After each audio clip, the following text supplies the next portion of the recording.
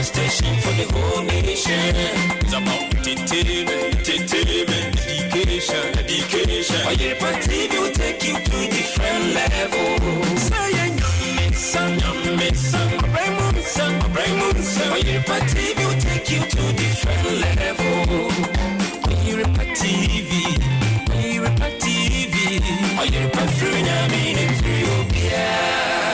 Oyerepa TV, Efrinyame. You were here to play Kumasi Asante Kotoko. You lost here. How does it feel, claiming your first trophy as a head of a coach? Oh, I'm proud because of the fans of this big family, who is also a family.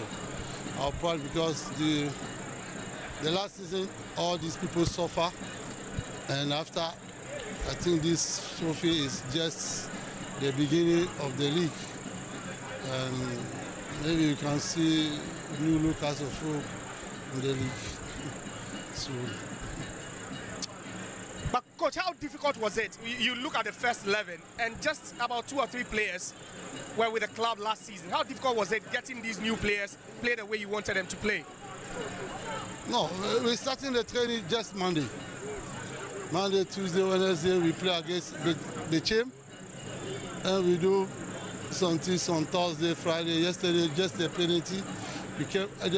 These boys have already the talent. Now we want to perform. Give them some work at the physical side and the psychological side to get the team.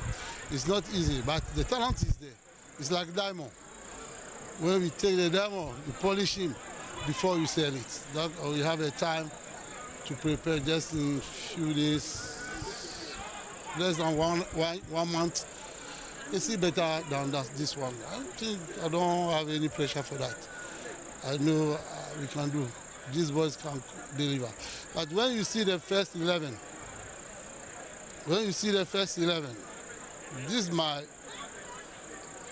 style for playing. But we get the difficult because of physical training. Some of them are just that captain. Okay. So how many days to go, Chemate? Oyama Ro have played it. On the 12th. Na Chemate Chemate. So be media team number no. How many media team? Oh yes. I'm provide coverage. Yes. Okay. Now so when your latest be about Dubai no? She said Dubai and they say me show him. Okay. Friday no man hunti. You go so. You go so I show him. So Nancy na any man. Be I fine. Oh yes. So be okay. Nyame adom boss. All right. Here the headline on Twitter. So they say OKMC no. OMC on the day. Okay. Official. Now when you professional MC solo. Now solo professional MC. Solo yeah professional MC. Okay, to Olympic Games, no problem. Olympic Games na be the Olympics medal table no na ekoba ase hwan in the lead no. Send the US America. Olympics I think is between America and China these days. Yeah. Na Japan for no so bam kakra. Okay, and Ghana nya medal. Yeah, nya. Okay, never. You could jaw more. Manchester United are still signing. Yeah. Omugo swa. Also kai solo as an American as a omun kofa mantas delete na den day. Oh, say yeah ntem we nyina in 5 minutes. Mr. Otuo make say Sikana Bayern ese omogino. Man United so man so 45. Also omote so 45 million pound. No euros. Asa. Only way ni nyina one Nozel Masra no Kambu ma 70 package ni. Aso yes ka kitwa. Okay. Nti no mote ebo ne so ansa na United as pursue. Okay. Yes. Okay. Say mo go kan Manchester for. Manchester United. Ade Manchester for the year. I think some center back still be in the Premier League. Boss, I say we I can to 7 center back. But say no more yes Victor Lindelof e be free ho. No me encan obi nya. Our center backs here. Yes 7. Lindelof, Maguire, Lenny Euro, Lisandro Martinez, Matthias Matthias Evans. And Johnny Evans 6. And 7. 6. 6. Hey, okay. At least was a Munuko. Baako kra connect 5. There be 5 doors. But when say Mr. Otuo, we have 4 center backs now. They are both season, but to beat me the last center back. Some of the center backs, Yeah. Also, the other side, but I don't see any of these guys. Okay, Lisandro. Could now play. there's someone trying on left. Yes, Obo Kakra. Okay. Yeah. Now look Shaw. Look Shaw. Obo community. Debbie. No, so now more fear of injury concern being to normal person very risky. Yes. And no. Ten Hag is say, or just say. So what is she say?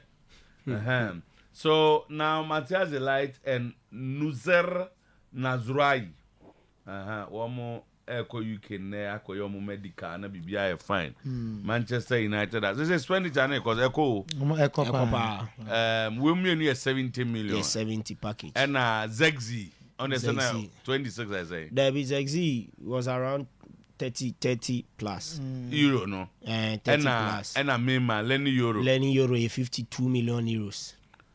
Not just say 150 chomo. Bibisa inyandu 150. But say big man you are they are bibeko. Say the one Bisaka call West Ham 15 million pounds. Okay. So far on only the we are ya turn confirmation and check. Them say you Chelsea through expenditure no United. Yes. Chelsea there's one more to ama. Is it as one timbers no makoji they twice 3 nibi. Yes will be intimate through. Okay, so and so they want Victor Osimhen. Oh yes. Okay, so Ateta say na no za na musi from kakra. Aye. And right. Now I'll take cancer. BBC. Calafiori. Calafiori.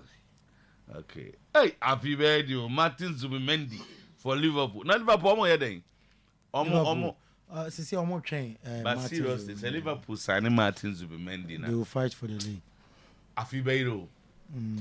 But I saw you said they have the best forwards. And no born in Liverpool born.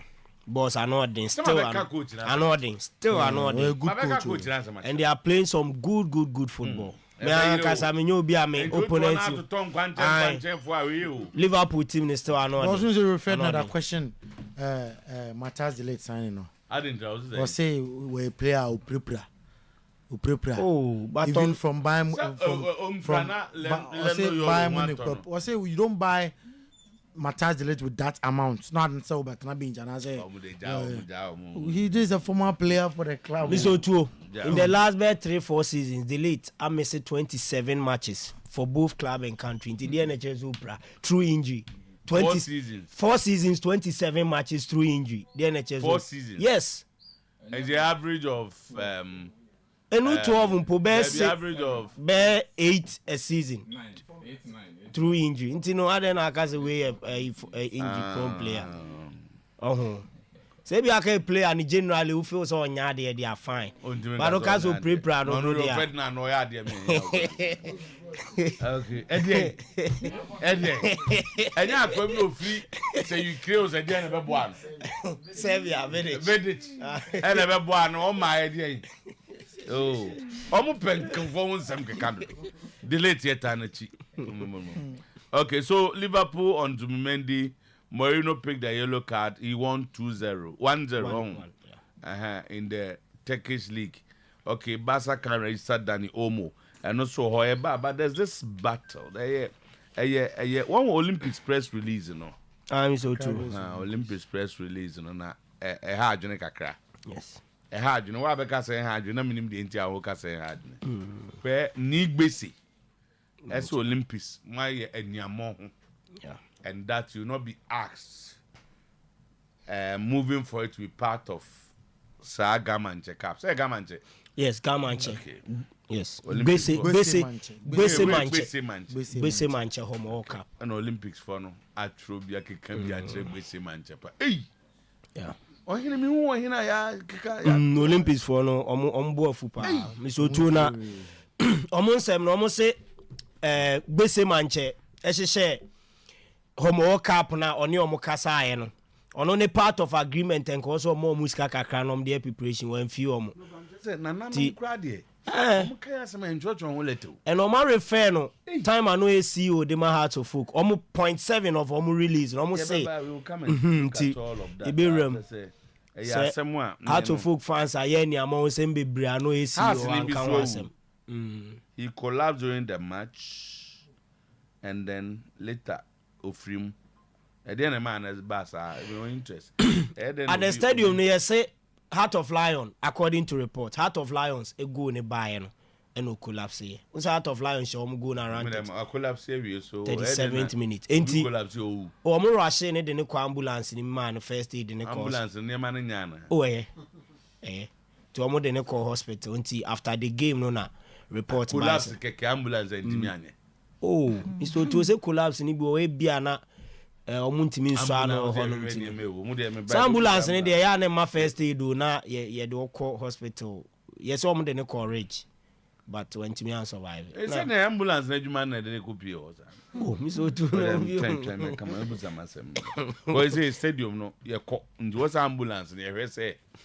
hey okay se be collapse de ma to ambulance ni akomu dia ni video na o mo de ne call ambulance ni no so ambulance ni si o no mo de no ambulance bibia wo mu de bibia wo ambulance we de bibia wo na so mo de ne kono na o hwa e bia no mo de ne kono o free sa na me an ambulance for no because so collapse here no echitafo ni bia bemben ni try senka omo ohun sa na omo so also nti omo delay o ho kakra bi ansa na ambulance no e ba be fa no obi a collapse ambulance also we echitafo o try so we ambulance yeah Red Cross for grand also okay okay has announced Mamelas yes as Nana Amankwa even Mamelas formerly of Mediema and then Go Stars Obobo he played for Azake Semkaya okay Mamelas Aswansini is on the coach Watara deputy yes Watara a friend Nana boss I know dey into minche okay I know dey Mamelas and Samata Suko Togo ko ball draw and Nicolas Osebonsu and Isaac Opong joining the Spartani Portu Spartani Sportu yes of Moldova yes okay na sad na ban say as a fi club back na no say am ka team na na bonza dia na sa na Spartani Portu na dey o dia o fi o sa ana mu back na em say unimaja en kan any doors o minimum say eye ono ne consortium na ya consortium no and it take you over the running of the club but in percentage wise but still na team no owners no previous owners no a saying omo ejumadi and entokwasi ntokwa kakra bai okay na Spartani for two there eno de ye de amane say ono nkwanye ne dia na de amano say team no say obi kuta team no de ma wa waton ama say fire the kanie enti na ya dia okay say the Kangen for han okay na no ngofo ejutwa Kangen ni bi umbeso omo ye no mfrefre distributors ni ade panyimfo na mu a de tie bia no mo ntiremu na afa ye nko na baba emre no ho manfo acha se twa bibo manfo frefre distributors no ye chazaniama bebre niama bebre ade no ya odi ye beto so onimi ya ka ye onimi wo aka ne se ye ni ye beto an na ze na wan fa de mo de mix na ama Chester se mo za mo ba no ati no so nya za na Chairman Aboko there. Yeah, address no answer. Mo say what is the problem? Say Kangen no. We talk Kangen and magic drinking water there. Say we make sure say insensudie bi e wo ho a utumi ehun say yeah these are the features. Nti bibi ti say to ano no bo say ya tro Kangen and magic drinking water. Kangen and magic drinking water. Ata ho na yes, sleeve no. The ata ho no. Ya tro label no Kangen and magic drinking water. Enti one here obi fraud in so bebro say Kangen, but one here na Kangen and Nagic. And secondly, so tax stamp eboboso. Tax stamp eboso. Enti no obi the Kangen tax stamp no we papa we. A tax stamp no. And now obi as with man tax stamp. Oh, who's scanning? Yes, scanning. Enti tax stamp no. GRA for na dey ma. Wa register we no. Now you have the tax stamp authenticator. Which me download it or mobile phone so. And he will scan a tax stamp. People won't say dinner but Kangen Energic drinking water. A better so crocras weigh a 500 ml, weigh a 1 liter, weigh a 2 liter. And in all talk Kangen Energic drinking water, dear, making sure at least with tax stamp so and a sleeve no so no. Kangen Energic drinking water. Good. Yes. Now then I go for better more preferred distributors near the and I am in one say some platform near very massive. And we here in less than a year and you have 500 distributors. Yes, now me here because amount for monitor mo platform nipa boni for bi ta number no omutwa number ne screenshot e was screen so na omo say yenso ye won so e be bro bi ni nyina na say wo ma we ni down ho so be cautious. O talk Kangen Energic drinking water. The obi anka say nkoton so fufuro bi da bi. But say Kangen Energic drinking water na wo hwe no Oyerepa dia. Insist say tax stamp in this one dey your product. Okay. And a sleeve no so no edini ya Kangen Energic drinking water. Correct. All right. Anope ye pese ye hwe near AI, artificial intelligence. Nimdi adoso. Enti ye the PA tester dey bia ye ba ye be testing so na ye say ye testing so studio ha.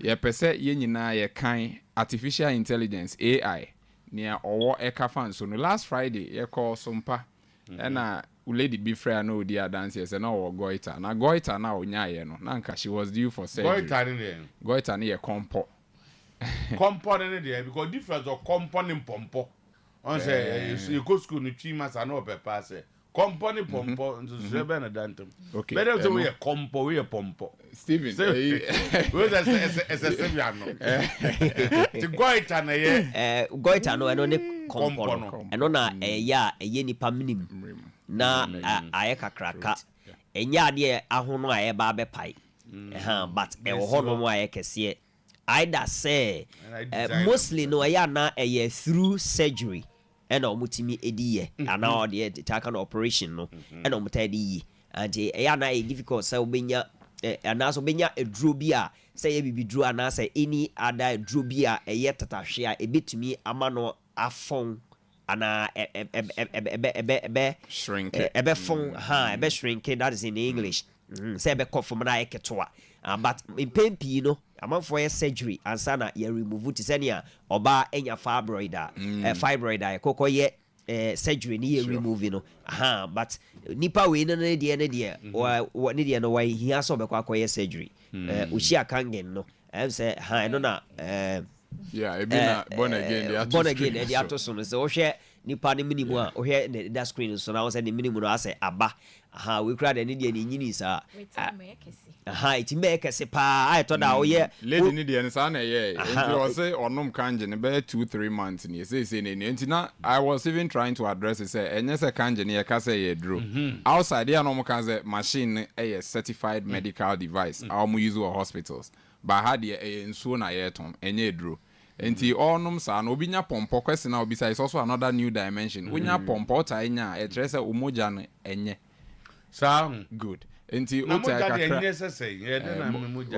if you have so much toxins in the blood moja na ye fi enti eduane a ye di drinks anono ade energy drinks baba energy drinks ne once onuma no apɛ Kangen high pH ne dia flash o tai no num sa ne ama na it say nipa odware twice a day enti ebisu ko di moja frabi na eno so ye correct pa enti okọ internet so outside anya Ghana ha kram kofo di adanse wona enum Kangen STIs ni STDs pan de oboa onuma one time because a cock flash and a consistency no that is the beauty about it water therapy onum be busumi ba kun busumi mienu a umoja na wo nipedue mu na ekoko yi na nipie on say water is about 70 to 80%. That is the blood percentage of the body and to onum nso no to aso 1 month 2 months I just say old blood no o washing nyina away and to ba benya alkaline in so nipedue mu eno na Dr. Otuo-Acheampong say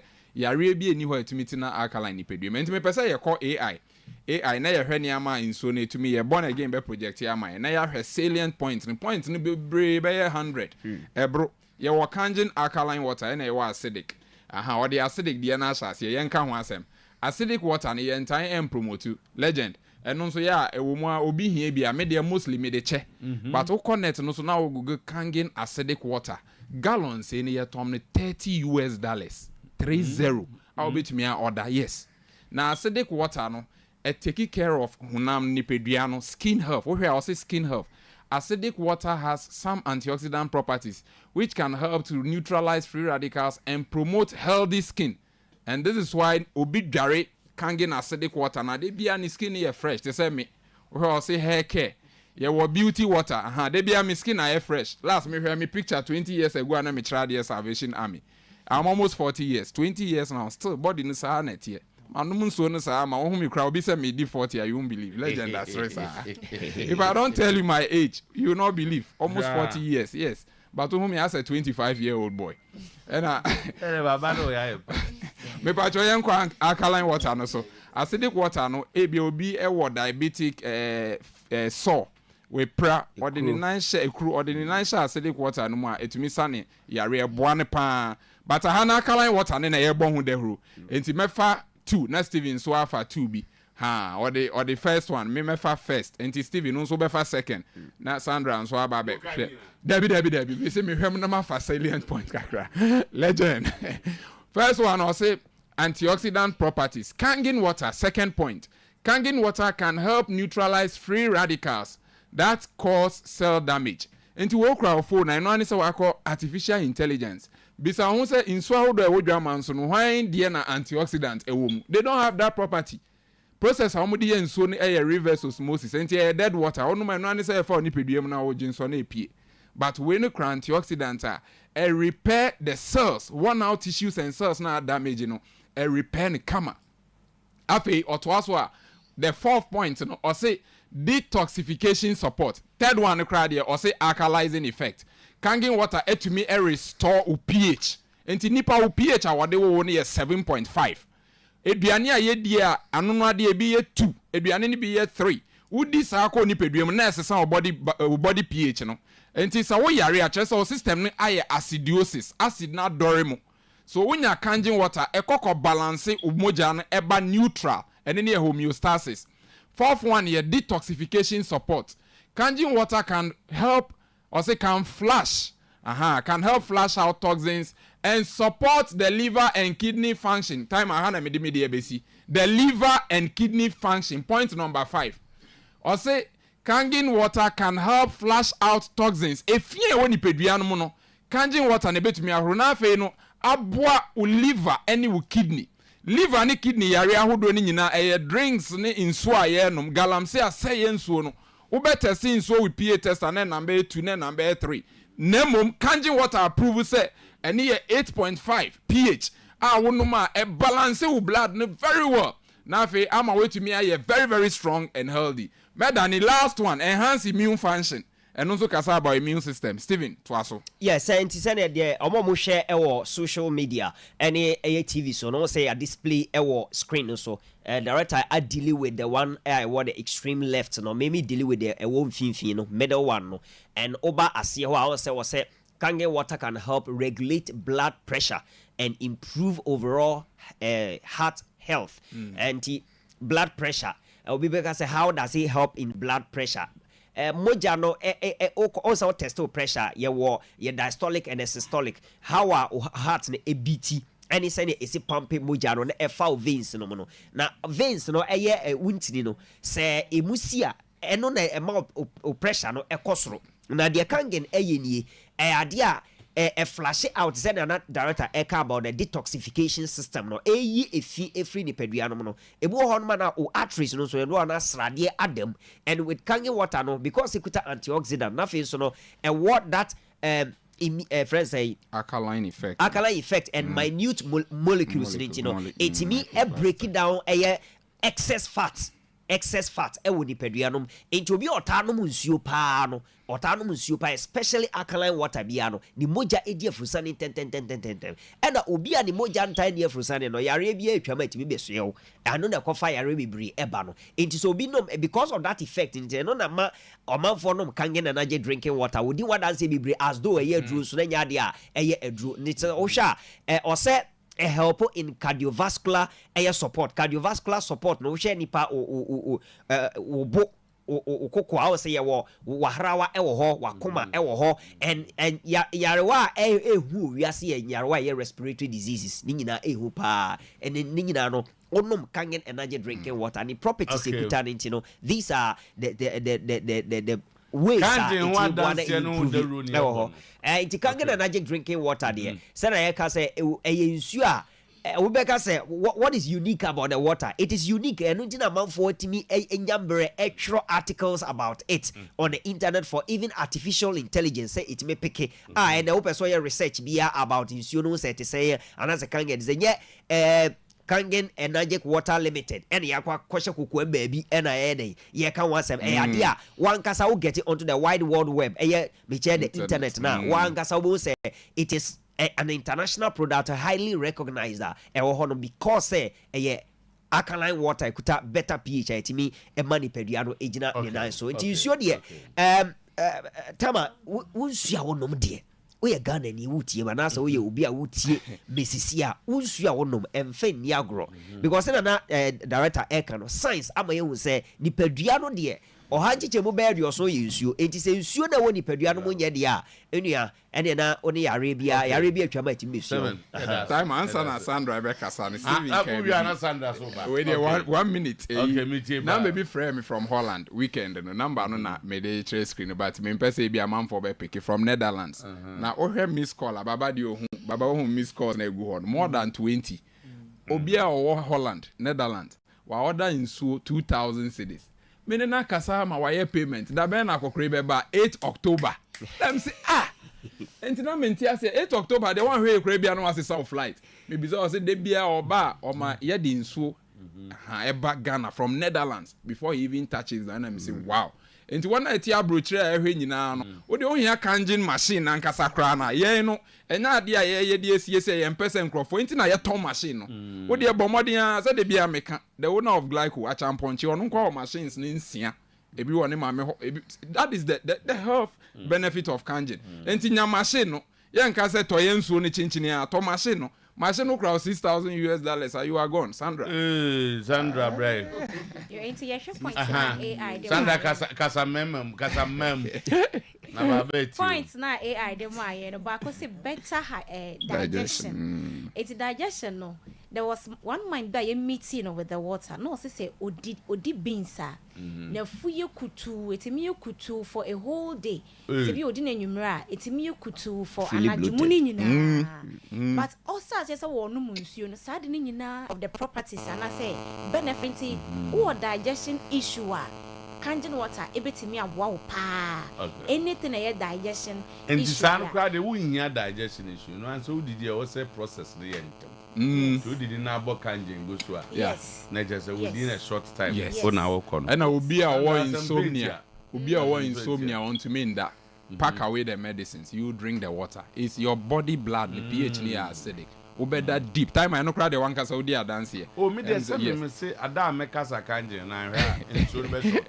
yes me a personal experience me with Kangen yes me bie ma no pension be san nti na be mu twa mo ansa be sadana me trip eni ma Kangen enti ma fire contact na ntudwa omo mu tie radio no a omo share was screen so radio no me nyai manom Kangen consistently me mu nso bi abiem in the last 3 months legend I can say one said they be baba ye can say when I distributed Kangen in over 500 people no one hour man so no and they've had an encounter and you be and the word of mouth your platform is big but nipa no ya na afi no was in crofo dey actress or more can kretro do ne so almost ni do a yen kan top pH ebi wa me ba se kan waka yes as was all kan ne obi o ho a wa uni ma wo kan genuine dimi say dey o de ba se me jai Me also me product user. Yes. Said that me better me miss heaven. Exactly. Sad I mean you should dynamic catch you. Exactly. To me so I mean no money. Me no me so aboa me.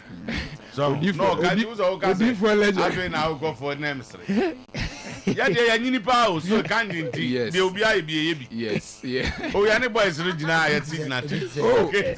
Oya, baba be so dey no shame. Baba The boys dey me be. Yeah buzo. Alright, the Kangen energy drinking water here. Office number no 0241. Papa say so a distributor na mama no stock it. 9191. Legend ankasa so wama ye distributed to over 10 shops. Ebi wa Techiman so nyane. Ejo some de call eyi Asafo, eyi Ashtown, Asafo eyi information center.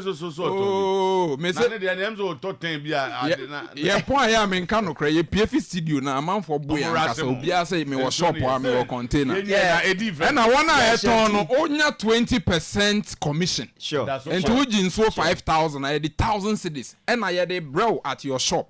And to the end the same price ton sir. Especially in Kumasi, yeah, the 1,000 go 5,000, so okra 2 million. Now, Baba Wari na say Kangen kwa 8 September. Right, so the Sanders on the bed distribute Sanders. Okay, the numbers near 0507 379474 0507 3774 9474 ofra unsa ebeka yen ena 0241 44 9191 0241 449191 insyo ngwaso aye kan ho asem Kangen energy drinking water no ofre number ya anasempo odi o message efa WhatsApp so a ebeba ye ka se ya obetimi afre ana obetimi send WhatsApp message ana SMS through the number 0241 449191 asempe tia obia enoma odi wadanse kire se wonso wonoma e na obehu wonso wadanse ko a wonso bedi legend Arsenal for almost say mom shout out. Okay. Arsenal supporters club of Ghana. JIE league no man ja tete be obi top 5 players obi at 1 na say what's that Arsenal for chia mechia prophet Ebenezer Kofi Apia retired Dansoman area me papa pa no nyame nshra no. Yeah, that's it baba boss. And yeah, obi say I don't know, I'm reading it for because a part of the discussions we are having today. Good morning, time. The incidents at Accra Sports Stadium yesterday happened in front of me. I used my shirt as fan on him before the arrival of the ambulance. The truth of the matter is that he died at the stadium before he was taken away to the 37 hospital. One of the ambulance workers has confided in me while I was taking it into the car, and we want to go deep and say, okay, stadium convenience. Does it mean that ambulance ni biniwana? The watch say omodine ko tuno na oko. That is a big point. I just want to keep his name, but ever discuss it. Our stadium should be safe. Also, my question now some Tomia. Me assured at least. So that's we want to know whether the ambulance and Oman fan contempt fan and the delay and now what happened. Baba Isana Baba Hesa Banyari. And loyalty and going now. Enti anopay yama yana for special good morning. Na yama makwaba biem emra sanso se anopay ye konko fonko so na ensemwa edi adencheche ensemwa anopay ebum fum pawo ko fonko so no ya confirming na amamunu na ebeba na fe watch said ye say and said ye a factor on Oyerepa TV on your radio.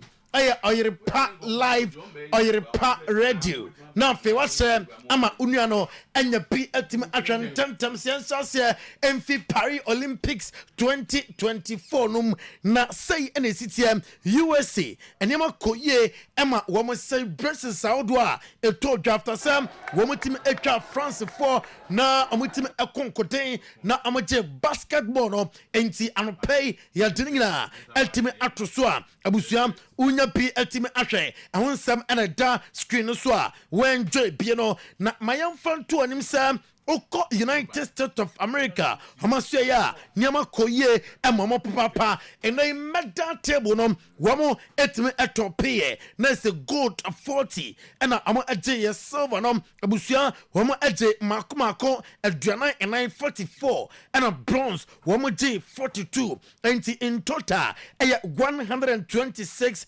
medals ena amonsa etime ekaya People's Republic of China enya gold makoma aduana na se 40 ena omunya silver PMO 27 bronze 24 in total 91 Japan atosumiensa wamo enya 20 gold medals and of silver 12 bronze 13 and 45 in total. Australia for them at also a 9 woman and 18 gold medals, silver, a dunkro and a bronze, a dunsia in total.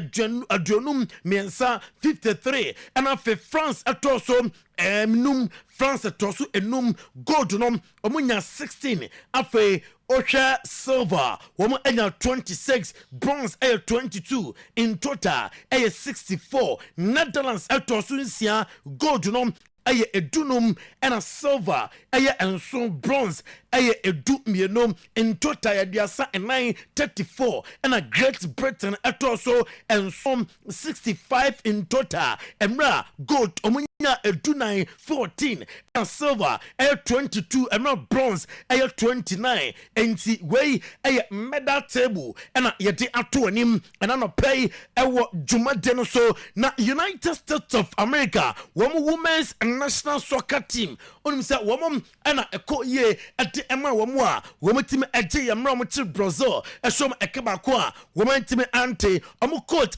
Emma Hills and our D2 jasa na niaje papa sa enema ko ye ade ema ne mabawa no na wakande atromo sa yetimi ade gold medal eno enchese no still I was say ye improve as a team na osisa trophy we trophy ne rentimi mfida one wa do sa stage bebre na mom de all kind of play and set ne re party entimi emfi modimba mabawe abo ade amana wetimi ade the gold medal no play ya confirm sansem no amawo on Oyerepa TV on Oyerepa 100.7 FM enti yebeko England na anopay yet English stories ne pi atwa so ama wunim sa ayonkofa kansia odo etodwa over the weekend community shield matches etodwa ningina the onesam eto anim our England tinti from Olympics no yerum our England na Bologna Abusia, my infant to justice say, woman Manchester United, doing come Facundo Pellistri, woman doing come sir, Facundo Pellistri, no Manchester United, and for Emma Bologna, now Amesia Kain, and for Emma team according to transfer market, Sika, over team at Facundo Pellistri, 8.6 million pounds. Now Manchester United, Diamete, HM sir, meeting Bakoso, nothing, Jane. Latest an update on Victor Lindelof. Otiye, sir, Medetu anim sir, Matthias de Ligt. Obaya Juma, ama Manchester United. Na our sir, wometime just center backs in Bikwai. Diamete, some penifom, Abesin Konya, Nafe Amachi Tonto. Our Brighton, our sir, Antna, and answer uncle, and no air reporter.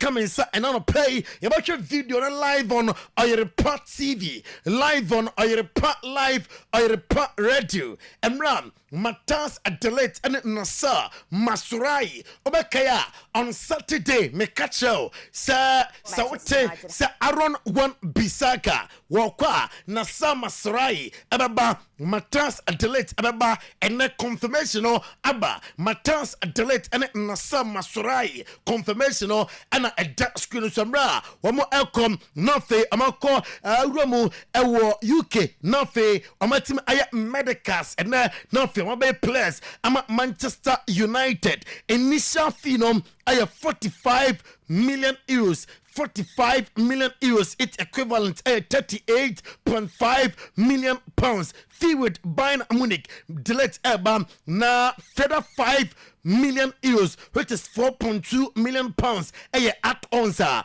and pay ya don some na atu anim na uko and some fufroma yate atu screen so when you be at me ashe Casemiro sir nanom Community Shielder, woman in Manchester City, a boy, no, Ukraine, now are you happy with performance? Woman to me a day was a no cram, a man to me unlifted trophy day. Now, so in total, Ocha Montemba, Timna a boy, and I was through Bruno Fernandes, a diamond, and pay sir, Bruno Fernandes, and Manchester United, and agreement, sir, about starting the contract with Manchester United, by keeping it into the club until 2027. Option to extend in 2028. Meresan sevenum to him and then pay Rio Ferdinand Ebusa a lot of questions after Matthias delayed Dino. Now, Ninsam and Sir delayed no Onimbono no crown to me Casa Matthias delayed today. Onimbono or say he had a lot of injuries, hasn't started many games over the last 2-3 years at Bayern Munich. United is spending 45 to 50 million pounds on him. And your question, Obusa, or say for some times in here due to injuries 2 or 3 years in here Nadia said why consistent they are or jump it no so o see kan na utia 45 to 50 million pounds on him. My other questions our home and anom questions are Rio Ferdinand Ebusa what or say I think it's a big ask for him and all eyes are going to be on him. Big pressure, big opportunity for him. So say was it tax no okono ebedene adene no so ani nyina hwa Matthias delete adia obeye ama Manchester United no ayen Rio Ferdinand confirm and play na me fi Manchester United na me Pep Guardiola na so ye ode atudwa se Manchester City no kranie anya am supporters na enka baby a club no mpempen na ye bo Manchester City abaso ye City ye nyamudani mu ye boy na any league no dia oyayama English Premier League na kwaye the Farmers League or say enya ne fans na enka sanima wagina enya dia se enka ye betimi ahum still with Manchester City and pay mamin fan tuka sa oko Pep Guardiola so ya or say Salvio no or a lot at the Manchester City na adeka kra ohu ye about the boys no a good at the ono Pep Guardiola unya Jack Grealish unya the likes of Jeremy Dukumom na akodai compete with these players just a good team and a reporter eba or say Jack Grealish gamer how many Chelsea eba in the first game of the 2024-2025 English Premier League Grenadier sir obetime asia kai na Jack Grealish or say any big issue bia maybe doctors also 8 million more juma dia or say or doubt them say doctors no amuti to nyama ya likely say obetime abobi na after say orine community shield and odin semi etuja. Well, it's not much, but last 2 days didn't feel good. Discomfort, the training session. Last 2 days we trained with a lineup, with a start 11 and heat training, but the last 2 days, or especially yesterday, I know quite well his face was not good. I talked with the doctors, it was not fine, and that's why we don't want to take a risk. I think it's not a big issue, but could not be here. I'm pay my main fan to Samu Omorojon. Akodai and some P na kokofan ho Chelsea fans ni bi hia o say a lawyer me dey meja Chelsea team no asia boys ni hia wa say lawyer meja team no na Chelsea dey some Omoro John dey na no kwa me cheche mu eche bobi se nyambo che na Premier League no hwe na ho den and say dey ojibo o team control o I say job am type no and also jai na report eba HM say one failing medical so made two and more failing medicals and to move to Chelsea no a collapse. About returning back to Atletico de Madrid. And pay reporter Mensa Eka Echemsen come Ekoso na enkoma Ekoso no João Felix Makacha sani agent Jorge Mendes ewo England on Chelsea mpenim for edin koma na mete Samu Omoro John diana anya ya se Chelsea edi amani bako Stadio Diego Armando Maradona Stadium amotwanim se amansam ebetimi aka Victor James Osimhen na fe Victor James Osimhen abaya juma edi ama Chelsea Amando Broja onim se ebibe call 40 million euros tete se Stuttgart Chelsea and Stuttgart edin come se boy ne emram amesi akan emfa ema Stuttgart for no aka a Chelsea se montaso ebo no so Enzo Maresca one Wesley Fofana onim se Chelsea and Inter Milan ebo 1-1 now after the game coaches any players and some I'm going to tuja any. Very happy because I can see that the team is improving on the ball and off the ball. Once again today we create 6-7 clear chances. We just score one. At the end it's important to create chances and then for sure we're gonna score more. And then off the ball I think unless the goal we concede that we did a small mistake, but then off the ball the team was very aggressive, recovering most of the time the ball. And yeah, very happy because we are improving. So much, really appreciate it. I feel very good, very happy. After a long time, for sure, I feel a bit stressful, but yeah, I enjoy the moment, and it's good to be back at home. It's good. It's hard because the football is a bit my life, and when you're not playing for. And you Wesley Fofana and Ochemse, are you happy to be back, coach? Ochemse Chelsea team no, ano Enzo Maresca per gamer, or Tran bench na Oye Juma against Inter Milan. The team is improving. Meeting report to be Sir Arsenal and monitor the situation of Kingsley Coman. That to be an September that one Kingsley Coman Ebaba Juma at the Ama Arsenal William Saliba and Ebo Ricardo Calafiori Abaso on himself against Olympic Lyon 2-0 and Arsenal etime share or say are you happy with acquire Calafiori so a ball game Saliba about just over 10 minutes alongside Calafiori and Obo Nabaso Mikel Arteta Sir Calafiori oba team no munchaye nanso odo Chelsea team no anya Arsenal team no anya ade Calafiori osoro papa obebo ne brantena abaso eno aye Mikel Arteta na Ricardo Calafiori Mikel Arteta after the game. I just love it, you know, when the fans, supporters react like that to one of our own, it's great, you know. The way you feel straight away, it's love, it's respected, they are right behind you, and that's an unbelievable platform for many players to join our club. I am smart, Mikel Arteta, Atituta, Martin Zubimendi, Liverpool Funway on Facebook, Oyerepa Live, Oyerepa Radio. Let us in asem na ha kan said say and said fata Liverpool train sir ombenya go ahead afi Martin Zubimendi ho that is mebo sir okasa asem na ade Liverpool baye and say omba activating the Willis cross na fe wa baye juma ade ama Liverpool men confirm say Liverpool crado say Willis cross that resource that midfield and also ombetua na fe Martin Zubimendi abaye juma ama team still with Liverpool Virgil van Dijk and yetu just say enokra yakasai Liverpool fa offer bia emfa emane say ai openi stande natna eno ayanseba ode apa owie no chem say ombetuma compete ye afia ade was mpenifo ye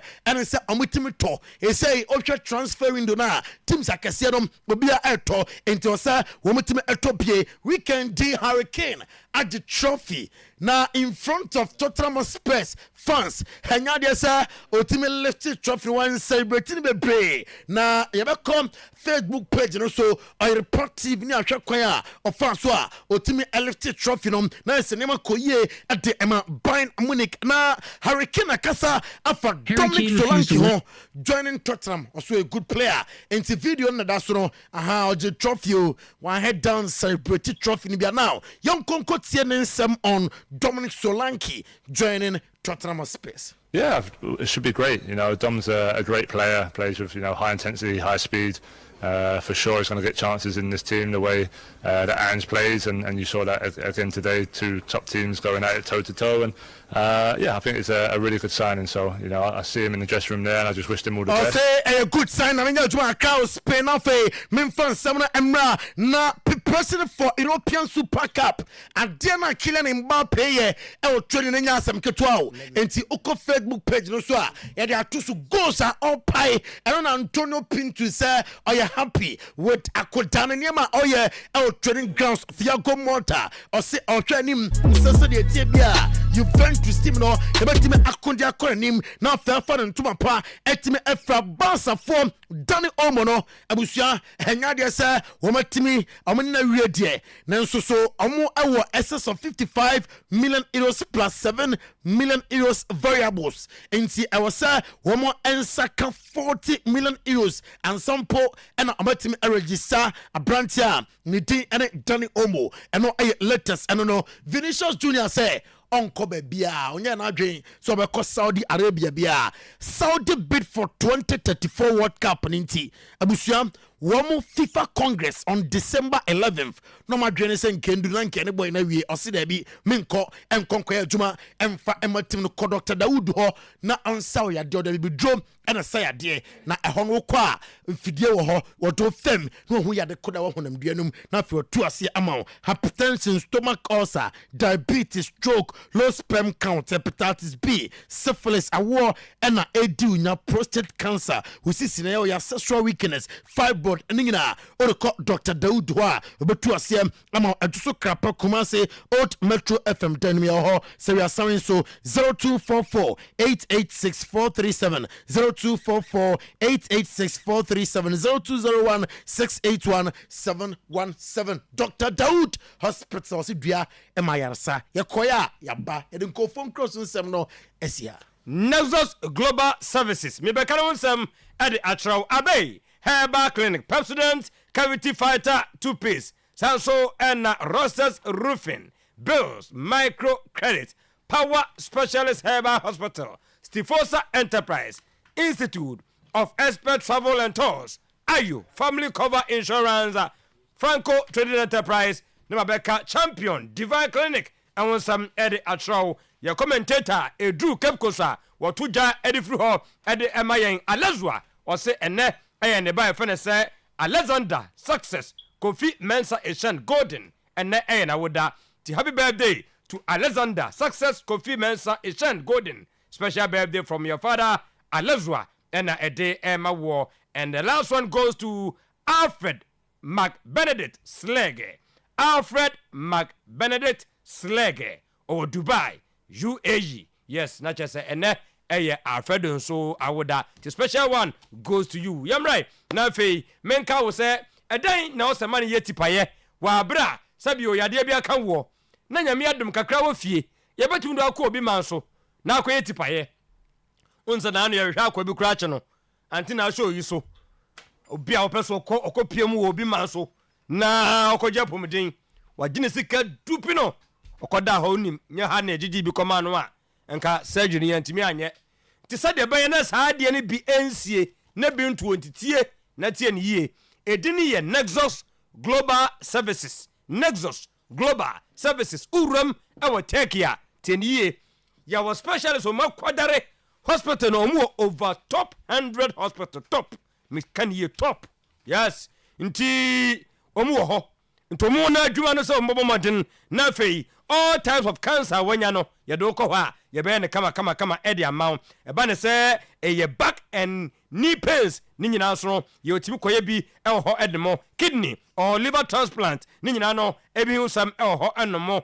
mu amonso no mu pese mo so mu ye emre no weight loss surgery no and I said medical condition bia no a uwo mu no ipa cho tieniye edini Nexus Global Services and do aircom we no a free consultation visa assistance near year air ambulance services at the amount accommodation now for tourism arrangement yasa pe we nyina at the amount wo de fa kojano tia eni manim ye ke kanyema bom na fei watu aso akopiem ewo bi ema so na wonso akoye surgery no amanyema aye kama obetumi ahwe ewo Crispwood Hospital we aye Dome Paraku anasa obetumi check in out ewo www.nezosgsl.com number ni 0539 659259 0539 659259 miguso ni nyina no ya no abomoden ahwe Oyerepa TV na se numbers ni guguase ye peke sanse eye masade se me kyerɛw adepa no na fei wutia okwa watumi anya bi amanyama atumi aye kama edi amount now de tie nie eye power specialist Heba Hospital edi akoduru Lake Bosmontu Road just bonie ye ma me akoso do ya power no nso enie adupa edi on sesa ho de biara da medical kase krom ha so ba se media fireboard na mane mitwa me bra enko nti na watwere osanko bia de nyane de no say 546 o wo de na flows eno side o no eye ketenkete wa power so ye ena 40 fireboard asema ye kan sa no 40 liver na ye kan was hu papa liver bia no obohuna na chesa didi mu a na kofa asem ediaba sa su we nyina no ye mfa nkoja ye ma me akoso do ya no nche sampa o wadro siate kene de ya na won diledele so obese meto ase twetweme me nante mu nkoyie siate wo de ko hono mu a wo ye ho adwuma na hepatitis B no ene de ye ka nipa so mu kwa mu hu yare ne fareban wo de wunim eye na akocheke na wo bia ebetuma siu kwan bra wo peso otu kwan enu ntikọ na akocheke na fei ye hwawo kidney no problems ne tonso company de eframu ase hanso na wo so peso so tie hania no eso ye nsre entu kwan wo ba bia frichi a ye de ne tonso ye mfa nkọ de ma me akoso adua ya ho na power specialist Heba Hospital anopa yi enhweyen me kan sankrafo mo kokwa benya pokuase ACP Main Road takrade for Anaji Estate Primary School nie na afei yenso no yenkrabata ne bako ena water krade honom no wanyina mu no tie ne ye bia wo mongrad hospital ho wo se media menam me pese me protect me system no se de be ya yade enya me no fe eno de obowura be bia to aduro bia no a wo se wo pe Heberton Heba Mr and Powder wo dia solve sa problem no wo wie pa mema no monko pe jirikajiri Heba Mr be manya bia o mensam no efra dumu kwa dumu utimi him 5 a obetima kwa 7 be ma de nkafe ene sa bosu be asa miensa anasa acha ye bosu minsia na ka carpenter ni wo fie no obobon pam e de amount san se wabo adwuma emempa ni malusu na de be asa 5 years 10 years ye mo bo mpamu da dwuma be na ye ne dem wo tikọ na fei kopa jirikajiri na fa bo adwuma edo ya to na kere nso de eboa ema malaria ne honam ya no ni nyina ekokofke no mo amobwa efrem kokoso ne krakra mu no eye do ya herbal tonic wonum beto so wa bra wonhia se de bia no gise wunya kekabe kire wase eduguma sana sebe watuma didi wa hwe no so kofa san foforo de aba Mr Herbal Apidang Ferment tani Herbal Colinac Angelos Tabia idea Icof Pharmacy number no eye 0200 383831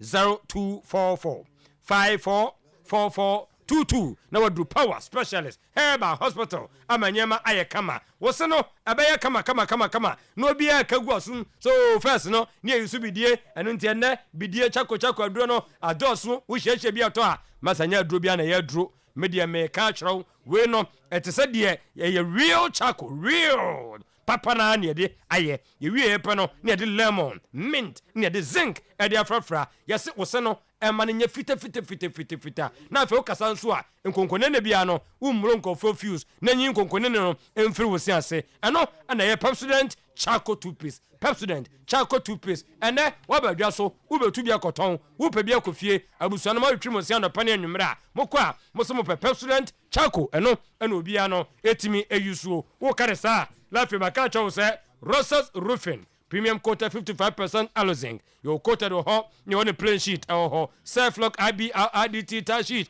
ni nyina ne yensa no adwuma colors no so de bia no the different colors so ebe ka de wo ho no ho thickness no yente so ada roofing manufacturers and trusses no ni nyina all kinds of burden ye de e na wo hwehwe free estimate ba bia won wo akira ene ye de kakra bi e de ma wo na ye e de ama wo 3 to 5 working days ye we production no na fe ye kwa adwuma no ho metal trusses, roofing sheet, ceiling joint, POP cement, Rosters roofing system nationwide. 0544 338 042 0544 338 042. Nano so aye kama abe Herba Clinic tana so apatapa New Side Junction. Yadiane Dawson to say nei bomodern at the second side yadiane kwa wada so number 1. Etwe yadiano they say the Ghana obi anya trepe and as a tre obi abusuamu a no de nadu tana so apatapa New Side Junction. Monso a mabofranika sanantie anya no yemfa no nko obisa sa yade de hu wi a wo the prostrate no ekwa eketu abu woni so ulcer hepatitis B pus typhoid menstrual problems ni nyina mo no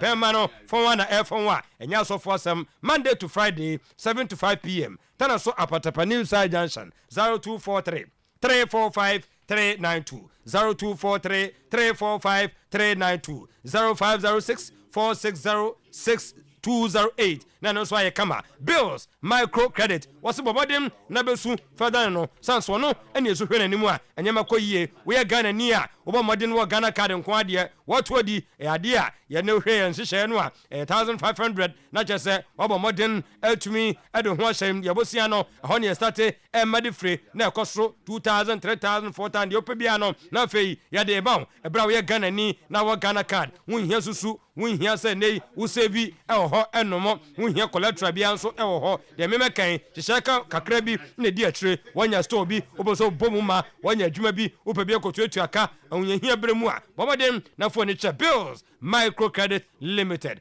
quick credit lending made simple 0302 200 390 0596 920 833 Stifosa Enterprise to nsadia fro so oje bre call ekopie mu America no wokoye no ena okokra come to DM automatic transmission fluid wo de kan say ene come to engine oil come to engine oil obomodin na nya bidugu ka gearbox no mu a wo dada how be a match biem afenso wo stia moto no wonya bidugu mu a eno na motene a sesi na tene all the automatic cars na eba Ghana ne de obehia come to ede agum ukona ukoto a eye black eno ne na hosuo no ukọ kopiem ewo dwonase a Mr. J wo ho wo fa airport on about Master Bismarck ewo Estate Junction Easter Route ewo Sokoremampong John Boat ewo Swami Mazi Muamoko Sunyano Bodopon Mazi Mr. Jaba ewo Techiman Accra na nakwesi takra de Madam Prago Obomodern Alfred Director Stephen Owusu-Ansah Mr. Stephen Owusu-Ansah on 0244 382195 0244 382195 ye upe bia no obebro bi amwatumi aton ebra wo pekam 2 DM ye ton entem so eto adala ne 0273 0274 313111 0274 313111 na no so watumi enya bi akontoni de obi aso de utu nanso de oye expert no Institute of Expert Travel and Tours work visa, business visa, study visa, permanent resident visa, business partnership visa. You will visit one to Canada, USA, Schengen State, Germany, France, Malta, Portugal, New Zealand, Australia, Serbia, United Kingdom. Ya do kodia no ashanenso we nurse ni midwifery, pharmacist, lab technician, mokramo de ne de ya nye brand sesebere wo ho pepa team na fei ya do akogu farmers, teachers, bankers, construction workers, general laborers, security guys mo nyina no ya de mo eko wa bra how bia so eni atri wo hwe yen so fly Kumasi opposite second gate soldiers barracks wasam and American yen de expert into Francis ya near shop process na semfama 0504 694 209 0504 694 209 0539 899 915 ayo family cover insurance de okra na ofone dia obedale star 296 hash star 296 hash wo sign in na no obebusa wo say nei opese wo your registration no a na che say kokuro wakotia dem ni nyina ne say 15 Ghana cedis and yete bosumi bia yete no ewie pa ya no hye ne nso wo ekova wo eno obusuafo ensia ebra obi nkase bibi nsi na bibi asie no akọ hospital si ajo to wona fu ansia na fu asan wo da ho de bia no a 300 Ghana na fei ye da bo ho bra wo ho bra obi hunu wontwom eno nso echi no se disaster ebisi akwanhye bi ba ye bo madem etumi ade enei ema 1500 na just 15000 cities na no so ya te dia tarban ade amount say emfa twitwa ho na nyema enkoyie enu ntibra wa dale no momode na tie terms and conditions kakra na edi eche no na ayo family cover insurance also fa ho eshem franco de okọ ho a Nokia, Samsung, iPhones, Smart TV, Samsung tabletop fridge, Franco air condition, ni na no ebo adwuma ebeche edi amount. Ye kopiem ewo ajabajwel. Challenge bush of YFM ho, Doom Old Man Conco for Clinic New Kajetia, Obamodin Afre number no dem dima we ebra onko gogo 0245 316969 0245 316969 Champion Divine Clinic ye kopiem ewo na so edia infertility fibroid bra ne hwew ahohare so na nyama enye yemfama ovarian cyst typhoid hepatitis B A B C and D ni nyina no money back guarantee asthma money back guarantee sansuna wase opese yenhwe na fei ehon keka obiemu a na fami ansape osovo sa problem ne pimple HIV sexual weakness pass obetu ase dia man stroke no just 4 days money back guarantee sciatic no so money back guarantee channel so Accra Tantra Hill kuma say denyame after Mecklin 0548 593968 0548 593968 and 0244 230 535 na no so aye kama edi amount memfamo ensha boss player nsa na fei onto us. That's right. Said no amutimi eko birthday no so kama. Oh yeah nyame ato. Na we fine. Oh yes. Yeah anko ni just omo pe kwan bi so dey. Bibi cross yeah no. Cross yeah. That's quite gumpa. Okay, all right. Yeah, to us so bad. You know, Liverpool for say that clear. Oh yes, he said it. There's a hope you be challenge obi league there. There is a Liverpool near the call City. Aqua no hard journey. Already on grow 4 year pan I heard the Liverpool and our team there. Emu ayedin. Na no na Dennis or say ni Moguchi. Etromen Castle, Wakopium London. My own Dennis. Or co conference be. The Dennis or Canada. Na obepie London no. Na ope ticket akọ Wembley. Na eja na mi adom ye nam coach Freddy so. Na Dennis ko pie ko hwe community shield. Oh, yes, enwe na no pe wato me nkra bi. Me pese me kan kakra na ye nyina ye TV ansa na mababe busa. From Dennis. Me wi mababe busa se anye bia se Alex Ferguson de na ode ye ne nkwada na o kire omo ball bo no omo go coaching a enye yi. Say Manchester do coaching Ferguson. Me say omo ball under him.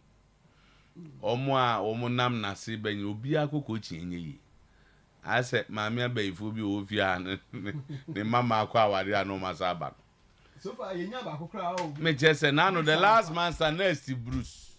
And on some born and Ujaye. And on Munina, Cabo Mamma de say, to be Yaby. Irish in us and when in events. Roykin, I'm fat and back on old your ball left here. Onyaka, Zakito, so Mundinda. Gigs. Ono so anye yi. Gigs say you. Gigs go team ani yi no. No Gigs. On the national team command. You was confident them. There's o ma kika bum no de baton ni na ama we Rooney. No dey say the easy Bruno no. Rooney dey no dey. And I'm busy okay o dey ma me kan. We have one match pena ya How much for nail? Good morning. Even though we want Arsenal to, this is a Manchester United supporter. We want Arsenal to win the league. How? Man City are still favorites. What I saw of the team with Oscar Bob and the other youngsters if the senior players arrive, they will still be a big threat. Their off-the-ball movement and control pass is just wonderful. But all things being equal, I like how Manchester United are trying to play with an organized press of 4-2-4. But I want to see how they play against lower block teams. By all in all, they should compete for top 4 and preferably win a trophy, maybe Europa League. We have a lot to learn as a country. I counted 8 coaches minus the goalkeepers trainers doing warm-up with different coaches training the center backs, full backs, midfielders, and attackers. As for the marketing and business side, we have a long way to go. This is Dennis. Okohe Community Shield. Well, my Otuo-Acheampong. Now we know only one Ghana for now. Oh, so Ghana for us. Nada no yes, sir. I didn't know yes, sir. Oh, timer. I didn't know yes, sir. Who say Manchester United and Man City during warm up, no? Your coaches are training defenders. Also, we have a long way to go. And Manchester Sante Kotona has a folk. And go for coaches on training defenders, coaches on training midfielders, coaches on training wingers. The trust of Nasem when I say we live in a globalized world. Say ebi awatara nkwana enche nkrofo set pieces. Ono nkwana enche how to defend. Ono nkwana enche how to score no. I think what I get from it is changing. There are specialists in areas. CBI fans said they're working. So Obia Obobo as a very good midfielder, or the bit match park based on his experience. No be her goalkeepers, no be her center backs, their movement, how to attack, how to defend. So we increase the number of people on the bench. And now they technological be say this year we increase the number of people coaching. So what you say? No, so etimi nya adaje actually ni ye. Menya sure say out to exception ya dey. Me nka say na some o kan na e ma you but ye na wo dey bre say nya no na me sire ne say. On family say nya. He's talking about an experience. He's painting the picture of how people do it. He's telling us today where say dem go for you omo dey say nya. So on ka say nya bi dia. Baby a football. No never ka say nya bi. The point is that that's the standard. Yes, that's the standard. That is the standard. Just that as ma wo kan for football no. What he's telling us and say that is a standard football. Baby, I do no. Just that me know I don't say we are lacking behind. You agree say football no because of inability, which includes money. And we are lacking behind. Several years behind. Okay, so point and say ombefa 82 omoka kwabi. We don't pay so much. So we can increase the number. How the so many money have you say? Say, Tama, we can also increase the backroom staff. 8 backroom staff. But when you have the main coach, you can get about 3 or 4 assistants. So we can do it. But point in say, so it's a Manchester City, Bobo no more, Shania Pegodola and Kwanjani. I think that's the point he's making. Yes, I bet him the Watara. At Nahaka so Nasa into Nomonia. He leads a team. I will be our own area or yeah. And he also talks about the business side of it. And not because one, when you don't look for money, you can't do anything. We risk. We are still interested in the points more than money. Anyway, now and then I'm just saying, when will I get the teams? Man say, especially those who can afford. The big teams are going on a pre-season. Maybe a pre-season. As there be a lot of people are learning. Then gonna start here and they will be intimidating. Or Koba no have a Emirates cap just to show yourself to the supporter. And in the last 2 games, no more go push you. Yes. Most of them start to be bench. Almost into no. Nina ya dia Wama Bibia Kokama. Zach Nabo called here. Delete Abedu. Okay, and I'm back say not same Muzurai. Was the Amunya currently that's fine. They are currently happy for you. Going to I'm saying to be a medicals no best ever started. Fine. And I think say we are so as when in the other no manage pa when did you mean who said the first car many engineer say we are still one signing away from being complete. And you why you saying me for no like the one to car Casimiro road no we still what job on bo they say you and I know say when you one day obetimi dey call throughout no. And we need someone. Anymore they are 45. No, anymore they are 45. The only thing is coaching as a man one kakra. We are supporting a pa because I say he's still entertaining that Rashford now. You know, and Chelsea. The boy have shown say born obese no. We match. Oh yes, sir. Mama supporting about things. Eduro bi ase otwe na so kaka no do hu say onye untouchable. That day boy our best attacker was Amad Diallo. On aje ball na city for no moto from no twetwe omo ne o create chances we ya no akoyi ne fi no Rashford. Ono so aboy e pre-season. Na so ana say enye pre-season. No e pre-season. Pre-season. Communication. No, we don't know. Oh, come on. We are the most. As any communication. Yeah. Yeah, no, because say shield. Yeah. We enye bi afanya hwe. Okay. Yeah, uncle omo kan say omo community Manchester call 10 finals e bia omo ntimi nye. Eno so bae. No mu hia. Okay. You can just see Mamenye. I just want to be a Kappa waji me block 10 Bob Smith mo dey your account match.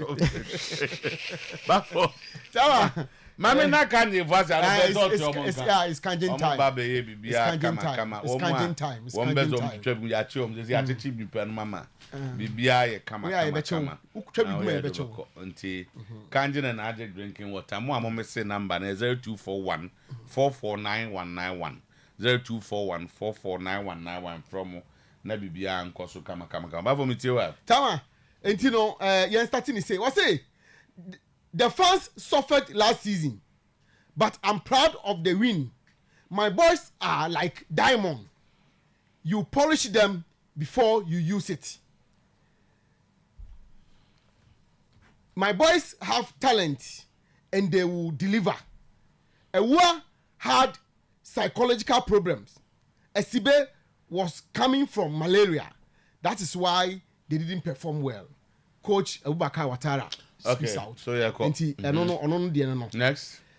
We are in a new era. Costa is not here anymore, but we are building a team. Everybody can come and play. And so yeah, back one or the account no say. Tama. Kojo Obi Junior's goal kills me. Tama, I know SMCO. I Kojo Obi Junior me. Yeah, Kojo Obi Junior. Or Heart of Lamb. And no 10-year partner soon sra. How let you go? I want to need Bram. Ni answer bi. Eh ya Tama, I will say mo. Na ni no. Oh, new is where a popular guy. Oh yeah, Obi a did the house supporters. But so far me won a picture. On the nekono. So how dey be hu. Chama dey ya na say ebepim sam na me no ka say minim so obi ahu bibia, but the National Chapters Committee are silent over it. It's painful. Silent just e wo dey enyo na announce o. There be enyo announcement for first. Unless Bushman for no ma jatum say eni woko. No. If the family has not come out, you don't talk about Obi Wu. So why a supporter where Obi I every small name no. And by every small cannot issue a statement. It should come from the family. We do the we are Musa pen for no munche. Supporter who was stadium. A family no. But for them say and now over sanity. It would be free more. So you were Juma. So yet then first is the family. And sana mo amakano. Maka kenke bia fa ho. To dey me say wa nyambotre mo kakra. Metwa metie wo mo. So so bi nyambotre. Wasa busuan pa. Kam fu say by this time dey kese ka. Busuan pa ko hu ne de hye. No ba ma. Ekobodonku. Ekobodonku. Me hu time say bold no ndu ntie say ekobodonku. Say ekobodu baako. Ekobodu baako. Ye kwa no no. Tie ma busuan fo no. Me kwa na nkra me ka say ba now no. Na mbusa no pe producers and say mo hu bi otimi akoni fie. We should be getting reports from where. By this I say every smoke of your home. Every smoke. I say, come on, no pay one no bush of every smoke they be on my call, but no one ever casa. But for me, and every smoke a casa has him you. Chill, and make us a bush of coolness on a new time. You, Nino on your house, gone 3 hours krumu. We are one to a busham. Mrs. On my house in your house, and I couldn't see how. No, your house, and I couldn't. As na good as so ko support house na na do omom go bi awuti abusuafo na be ka se ye de hie ni wa film Based on that, na Adamwa more joining na Juma na ni support more ma become bi. Abusu afon kasa ya untimi nka. Mr. Awede. Tama, waka mati. We Mavis mo nyom. So how can you, a rebel leader and a troublemaker, call us disrespectful? You didn't have money to pay. But for Ohina Sem now can you? Why not describing as rebel leader and a troublemaker? Are they your words? Tama. Well, are they your words? I'm sure you have the statement. Are they your words? If you deduce from the statement now, we should now. They are calling. Me person me friend to Montina. Now, Tama can statement. My kind statement. Na can man who rebel leader, man who troublemaker. Tama, look at point 7. Point 7 is why a troublemaker. Really, Tama. Yeah, one can say. Tama say yeah. For honor, the man can enter. Okay, this is a statement Olympics issue. Yeah, was say. And I want to read all of that. Oh, can't Nana some more. So wow. What has it so bad? What's about for me? What's a car? Or me pa? Because now no Zano cars will be kumbi. Me point ana police Pokumo frame can say Mobuan, but I'm going to my friend. I'm not going to train back. See, Nabutana statement. We there's a my kind 0.7 over and over again. We have taken notice. Olympics, my main background of this story. Great Olympics na no base manche. Ebeka say from more cap because show gross disrespect.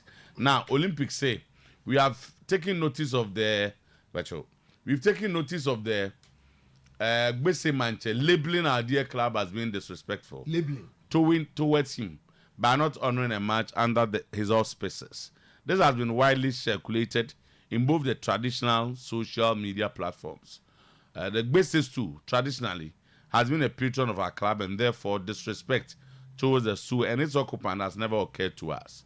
Much as we want to refrain from responding to Nigbese, the image of our club has been brought into disrepute and therefore the records have to be set straight by posing pertinent questions. Number 1, did Gbese Manche and the organizers raise the needed funds demanded as precondition for honoring the match? I just said they didn't have money to 2, as at the time the match was called off at the last minute, has Great Olympics been remitted with even Ghana 1 cedi to be used for preparations, accommodation and feeding for the match?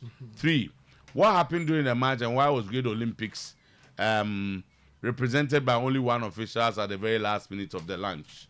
4, was Nigbese expecting Olympics to still go ahead and play the match after failing to fulfill his side of the bargain for the match to come off? 5, were any changes in agreed conditions communicated to Olympics? 6, what happened before a program on Metro TV to promote the match was cancelled when our supporters chairman was already on the presence of Metro TV? 7, baby, I said troublemaker near the when in 2007 the Hearts fans invaded the field.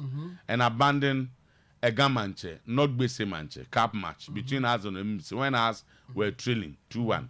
They had the previous week lost 3-0 to Olympics. It's on record that till date he has not tendered any public apology as the then CEO of Hearts of Oak. But you have never been asked about that. Troubleshooter anyway. Abba. And I'm behind.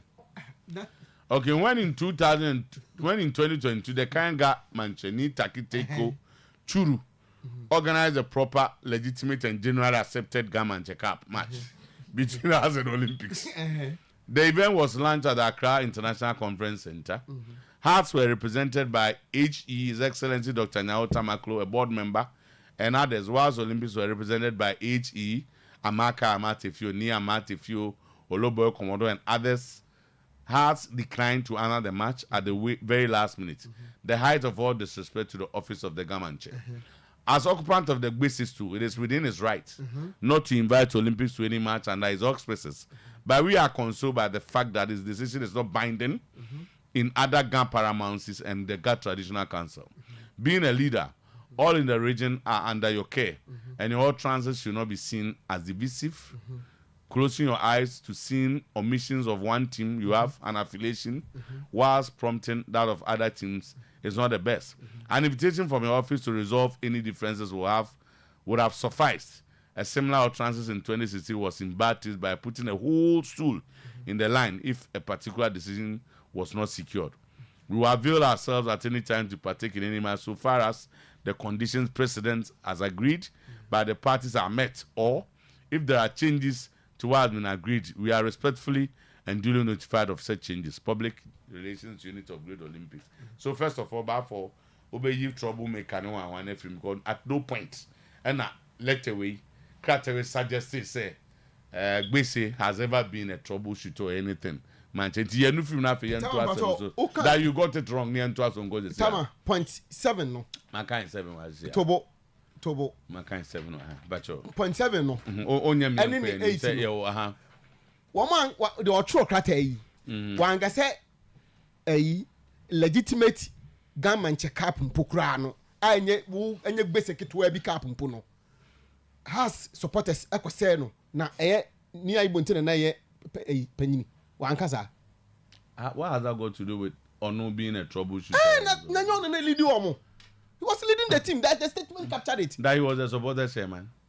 But he was leading the team. Supporters go and destroy a cup organized by guy, the whole government. That's what they are saying. So I'm Iraha. So we see you. If you are CEO of a club, not a club. Echo BB Raudia doesn't mean you are a troubleshooter. And almost say one son can't so found. No, I know you have a ban, so say one after the other. Such was supported the way in India.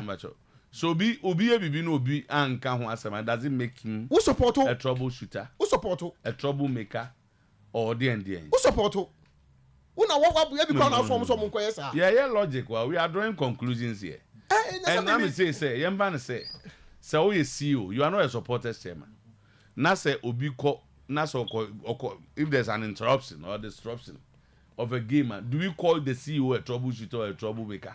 Tama na statement no say basic cap kakrampo so mebo yesema bono. That is another thing. That's the Olympics describe. That man check up who ye chama or has Olympics Olympics description of Ombi said the homo cap organized the traditional cap is bigger than this one. That is their own description. In America.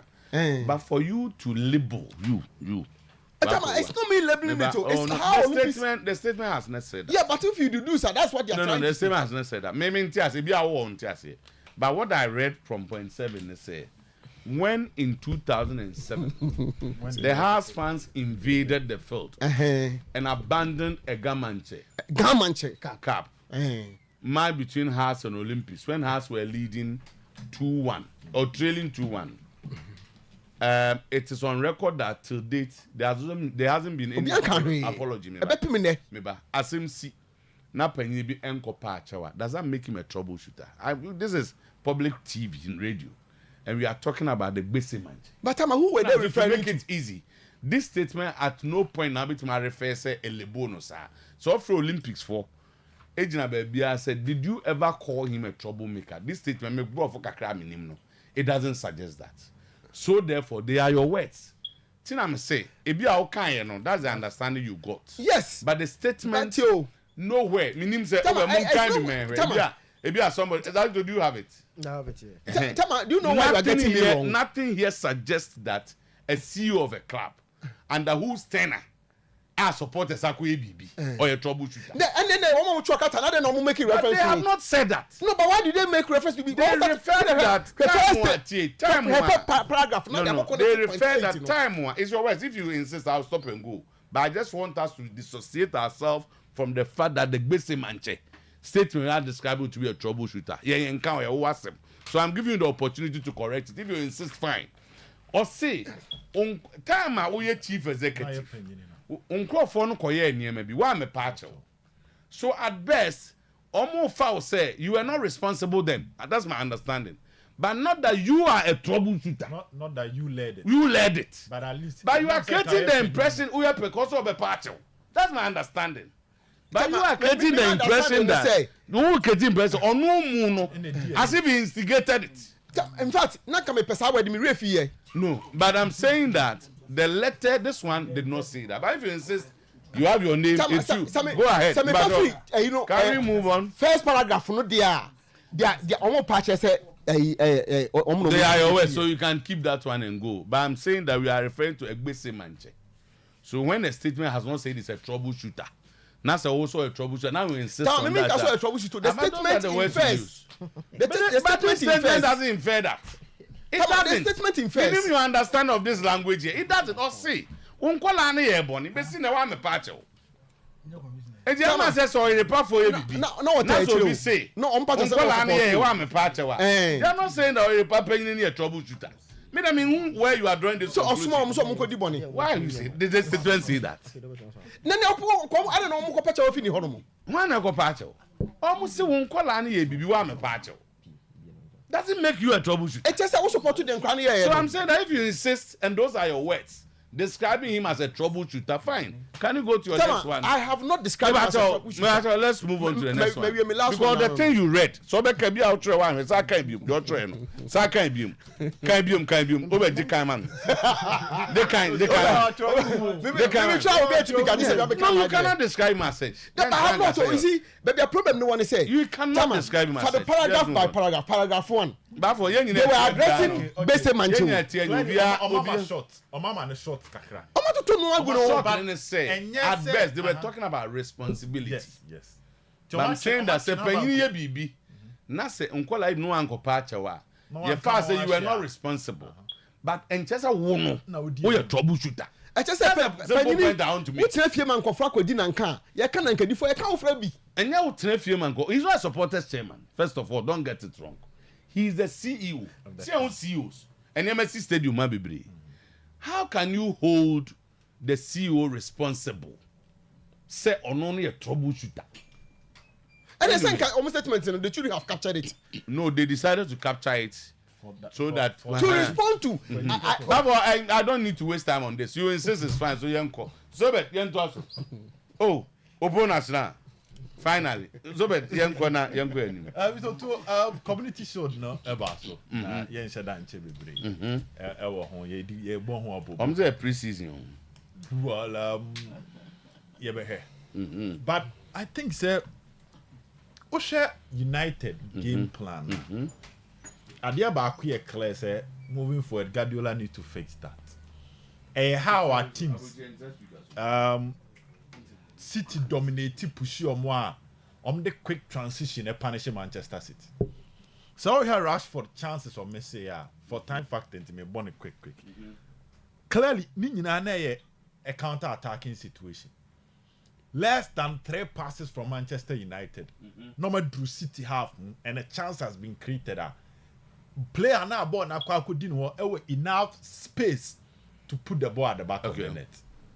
At the end of Honor, Mr. Tome may share free. If Rashford is clinical and could have 2 of those chances and could beat him their punishment Manchester City. So I Ghana to go now. A similar occasion, a quick year turnover, City for almost a ball. No. United 2-3 passes right to the spaces. No chance has been created. Now they have more space. City players they are now running from an attacking zone to a defensive zone. In this Senka United the ball be drew on. Now City will bear 4 players or that. Or protected the line. That was not the situation of Manchester City because they had over-attacked Manchester United, leaving spaces at the back.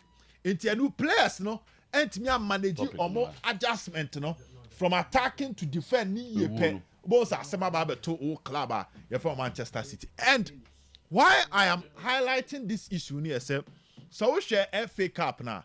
It was something similar in a Manchester United. Any creative or more chances any punishing Manchester City.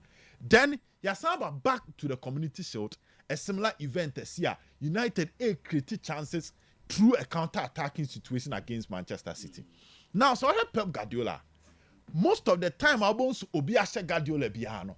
Now, the fact that we're breaking the defensive line of City with quick passes, 3-4 passes. And now I'm saying fullbacks na kwa anymore for no City major 2 players were actually normally are punishing Manchester City. That has been one of the problems and weakness of the Pep Guardiola system. In almost all the clubs that we see kind at the moment counter-attacking. Until last season, in an attempt to fix that, he went for a back 4 of centre backs in Kwa. A chilo phone in an centre backs. Into the ball, and drew home pono. when you move miensa de obaka koto omo ho and miensa no mo biem a unya enough spaces to punish him. Last 2 seasons, Obeje the treble. He played a 3-2-4-1 system. Into now 3 players at the back. And the John Stones called Carl Rodri ho. Meaning anytime you tries to catch City on the break, no 1 or 2 players crown so John Stones fall back. Eba mane be 4. So moving forward to this season.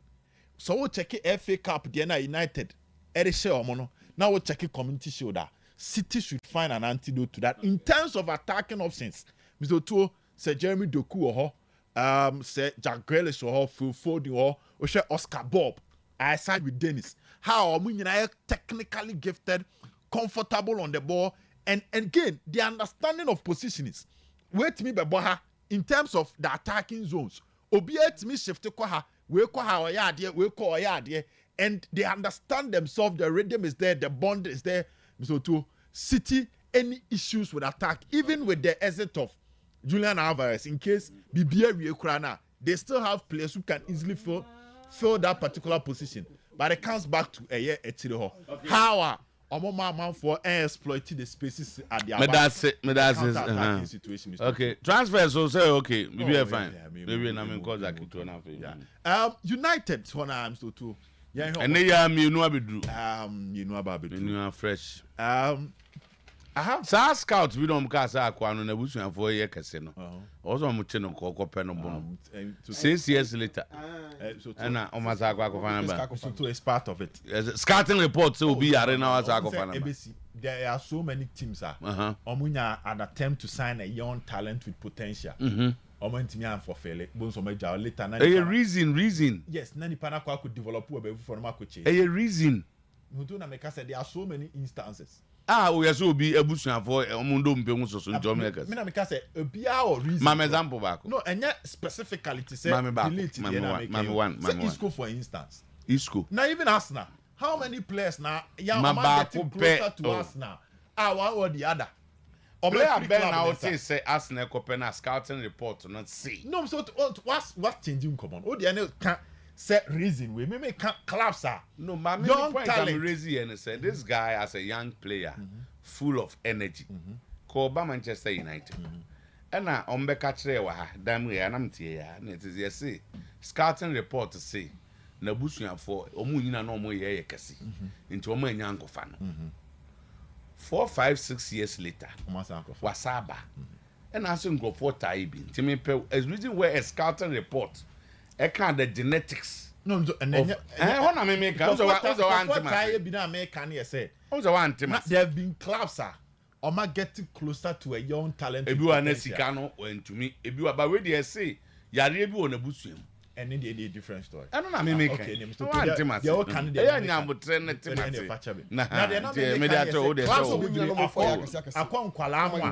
Akwalano omentimi anyano ana omunya na kra na omentimi ahwe ni su yi ama na akwa number fufura ba be yi. Okay. Now coach FN everything hard. With the last one. Yes, in the last one. Me expect say obenya issues because you've worked with Lisandro Martinez and you've worked with Delete. These are 2 players I want your my year Juma Dada at Ayas. At the back anytime you have a boy everything hard the United fans and even more Mujini Dino Ombekani say he's a coach how many time he can get you results. And Club Bakwa the beyond make the argument is Ayas. How are the Ayas? It may rise with that limited budget. We're also coaching Ayas. Yes, and American. Nasim Mazura. It's Ayas from Guano. You've gone in for players. The keeper, no? Ayas. 2 neighbor Ayas. Yes. 4 and 5 Ayas. Also, I do him on train also back on about Thailand, Malaysia, zone in Holland. And Uben film from also Ayas for Antonio Ayas. I saw Ayas and Holland. No, it comes back to getting the results. United for invite but as a the investment. Forget about preseason. This is a player. A lot of stories and around him. Amount for Dinidi in his potential. Oko Juve. when Timmy are successful Juve. Clearly now man for say Juve star no different you know. He moved to Bayern Munich and when Timmy are reaching the potential of Bayern Munich. Now no delete. Him delete. From Juve because Juve named himself Uko Italia. As a defender the Uko Italia at least Italian school of defense. So clearly if you have the potential as a good defender, much will come out of you. But the honor when Timmy live up to the potential because that man for say Juve were more defending. It was a team and undergo transition and now and yet team as Ejina and Nasu na who could see as a young chap. I'm waiting to build it. Build it. Now I moved to Bayern Munich. A more attacking side. I didn't say Bayern here. They love to play the ball from the back, progressive passes. Then they are breaking defensive line into a player now. Now it's a match. It's a match made in heaven, and both parties must deliver. Okay. Eric Ten Hag must deliver as a coach. When you're another defender, so be solving the problems at the back. Okay. And for delete, on also about the former boss on any year Juma Pain. And if there is any team or any coach, or bet me we are seeing who the one who that na. We are seeing how. What can be that and with all the sources? I think the delete is story number from Rwanda. I mean, a lot of issues about now. He wasn't consistent last season for Bayern Munich. A bit yes, no, maybe more. Even this one would see from Obeda Juventus. One, the late was very successful at Juventus. He was a starter playing regularly. On one baby no, he was a force a moves on happy at Juventus. On a motor and to share. Bayern paid a lot of money for him. The player now I say, French player. He wasn't a French player at Juventus. Just that he forced himself out of Juventus. And Okaya Bonucci ebe kikabichire delete say na wo bi a wo Juventus na ye no what say ya wo say umbo until you are forcing me out. Bonucci came publicly out. No. And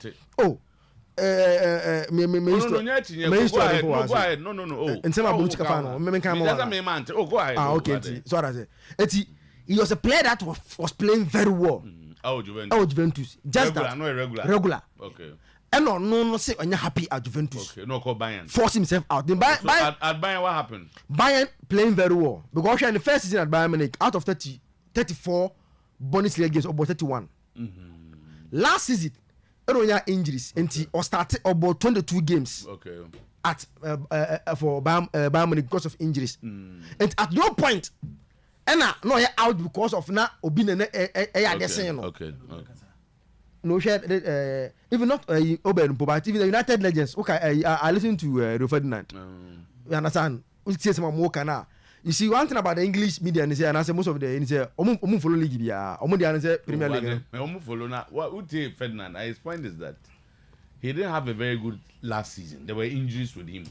And United stage when play as you go and yet try.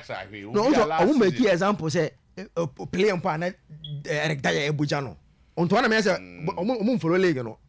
Dyer Mbonja no. Dyer played because no pra. But when he's available, he's their first choice centre back at any point in time he plays. And for the later I think say Sam Marcel Boot some man am about scout na o ka say United man omu koto no.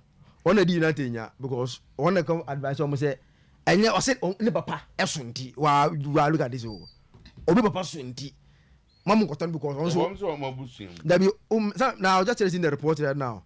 The only reason he gave them is say the father is overweight and there's a possibility also to be overweight. And that is the only reason he gave Manchester United man kon confirm. Let's say papa no afo ana. Oh, and so you to be papa sunti that's also make say. Say there are chances. But 1+1 sir. So and I think say coach Ben can confirm no mpo. Na ye Luis van Gaal. Oh, okay. Luis van Gaal course Mourinho also wanted to go. Still on insisted said there be. Okay. Akwa Marcel Bolt no report no is still available. Okay. But I think say based on the United problem go share akwa so mu unity. So akwa that do. I mean, that's one of their scouts now. We do on permanent data. On permanent data. So I'm to report now. I'm to actually come visit and genuine to stop. So I think so on Saturday, it was a very good game for Manchester United in terms of the build up. How so you see improvements in our areas. Yeah, very very improvement. So you see a better Man U this. I want to see, especially with any of Lenny Euro or Delight. The United style of Obi, but the director had football opposite Bono. So Delight and I say Euro. Any of them pattern Luis Lisandro Martinez. What it means with Onana impose. Actually, say the build up from the back and all be easier for them because that is they are used to it. Meaning say or what they are used to. And today it's very comfortable. Move forward, no problem. With the exception of say United Benya someone to Casemiro on kwana question mark or no so kind because Bono, but we say Obra or off. But you started game, I could see him the game very well. But anymore, if United will take their chances, because my idea about competition go Copenhagen now, Evans, Rashford Intra, because that chances, it was easier to score than to miss. Okay. But he made sure so miss some chances in and I think Mzoto. The United team. They say No, United are fortified with the exception of some just one more for that. Okay. Also Saturday, who's exactly meaning why the code decided not to use him. But on Friday, it's not to kick off the season on Friday against Fulham. We hope we will see Zexia in that game. But clearly, this team. You see Emil Smith Rowe all the best in that. Clearly, this team. As Yaka, so United, everyone is available. They are as good as any team. No, so everyone is available. They are as good as any team. They can beat any team. And I'm so be our almost be no. Oh, so last season you have to start going. Last 2 seasons. Last season you have to show team be our share. Oh, but it was in his first season. Now she team be there so much. I just said he can go toe to toe with anybody. Why she team be there so no league. Oh, there be league no. There was 6 and 7 centre backs. Centre backs or no? 6 and 7. Oh, say Lindelof, Evans, Maguire, Lenny Euro. Lenny Euro, Lisandro, Delete, and a 2 also Mazurai. Yeah. After Mazurai and Dalo, and the left side no. Malaysia and Luke Shaw. Munya also available. I'm sure say there's a yeah. And Casemiro, Mount. Bruno Fernandes. We not be sure Biano. Martin,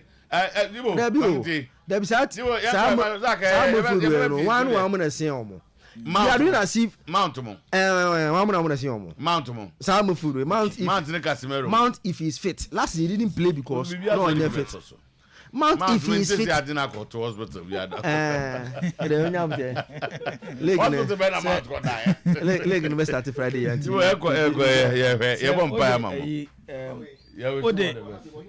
Ode Cristiano Ronaldo. Ode Lionel Messi. Ode Iniesta. Ode Pele. Ode Ronaldinho. Any top star be a winning piano. So what neko Bilbao. Now the Ike Munayin Jinawa. Obia or support to Bilbao will be able to choose Ike Munayin. Players yama bomb dinina. One bomb the Messi, Ronaldo, Pele, Zidane, Maradona, Bubo Bikao. Odo Munina Bejona the Ike Munayin Jinawa. Odi Ike Munayin Jinawa. Obi o support to Bilbao will be out Bilbao Beka Jose came na no pay. Okay. So what the mention say? Beka Jose came na no pay because Bilbao for few say players no more grow to be part of their culture. Players they give them enough respect. Now it's not easy. Same as to player ya won Bilbao. Ya de Bilbao nsuo na dware no. Obey na just be free Bilbao akwa club foforo. Na Barcelona were a tough task on a branch friend say Nico Williams. Now for Bilbao to prove to the world say and then Nico Williams the eye Bilbao let's go Bilbao on your money no. This is what they have done. ikamu na yin na meka na asem no hye number 10 jersey e wo beba wo on ne 10 jersey no ene ne yawro e de ahya branch friend Nico Williams is one year no o maame no papa enam desert so fansuo so kopie o Spain no kuro a eje wo mo e beba wo it a tough decision to take, especially time I didn't number 10 jersey no. Basa so hiano. Spain so transfer the anything because so when a buyout clause 58 million euros. All that Barcelona yes omo ye ne say omo convince player and can check Bilbao for say. Ma accept say me Barcelona. Basa hia so ne Bilbao be kwa negotiate because already the buyout clause ho na the check na go to home office. Almost no play a neighbor. But it's a big decision for a branch friend Nico Williams. You heard a ball now, to Obebon of the European Championship now. At any other big club, you be found as one of the rising top stars in the game. Players no more closer to becoming the best in the game. So bet me achieve this feat, he will need a big club. Otina Bilbao as had an onya. It's Abranti na friend is Nico Williams no ogina finfin whether he will stay at a club from the young age or start say obobo e ho no start obo ne ball e kuro a eje o maame no papa o mabenya enough respect ana say so wo hwe ne talent no wo na should I move to a bigger club to challenge the likes of Kylian Mbappe, Vinicius Junior and the football ball mudina na nti efri ne ekopim the day a transfer window ni beba na wie no the Nico Williams story no me sure say oye one player Barcelona for person munya no ye be di akire ni ahwe but yamane no 10 idie ekire say the city of Bilbao ne de esi na battery so next season wotena ho a he will become the face of club affairs at Athletic Bilbao bema boda yento aso pre-season games go so na na me ka cheza kito so nya abotre na maybe came in Manchester supporters so when maybe abenya asem born there and they are bopre e Premier League ni ma Man City favorite to win the Premier League and they say one so two they have the mentality to win the Premier League what she players a good pack so we know you need proven winners players who can play under pressure say game am so to a deciding moment say the Zezi, ya de Hoyland, ya de Ahmad, eko jina wo. Na mzoto ya de Bernardo Silva, ya de Haaland, ebe jina wa. Gamer, eye gamer, betimi ya decide bibi no. Between these players, why ne betimi ya bibi? We mu de omo hunu pen, we mu de afe no mo ba behwe. So what them chena say? Nobody is writing away their talent. The talent is there. But born mizoto what talent nyoma bebre na keka ho ansa na wa reach the top baby e wo say no say wo hwe how obi e building who to win the Premier League how Man City has built their team Arsenal Liverpool they are ahead of Manchester United in spite of all the purchases zoto say at the ball last in league win say like Moody say 6 and 8 okay.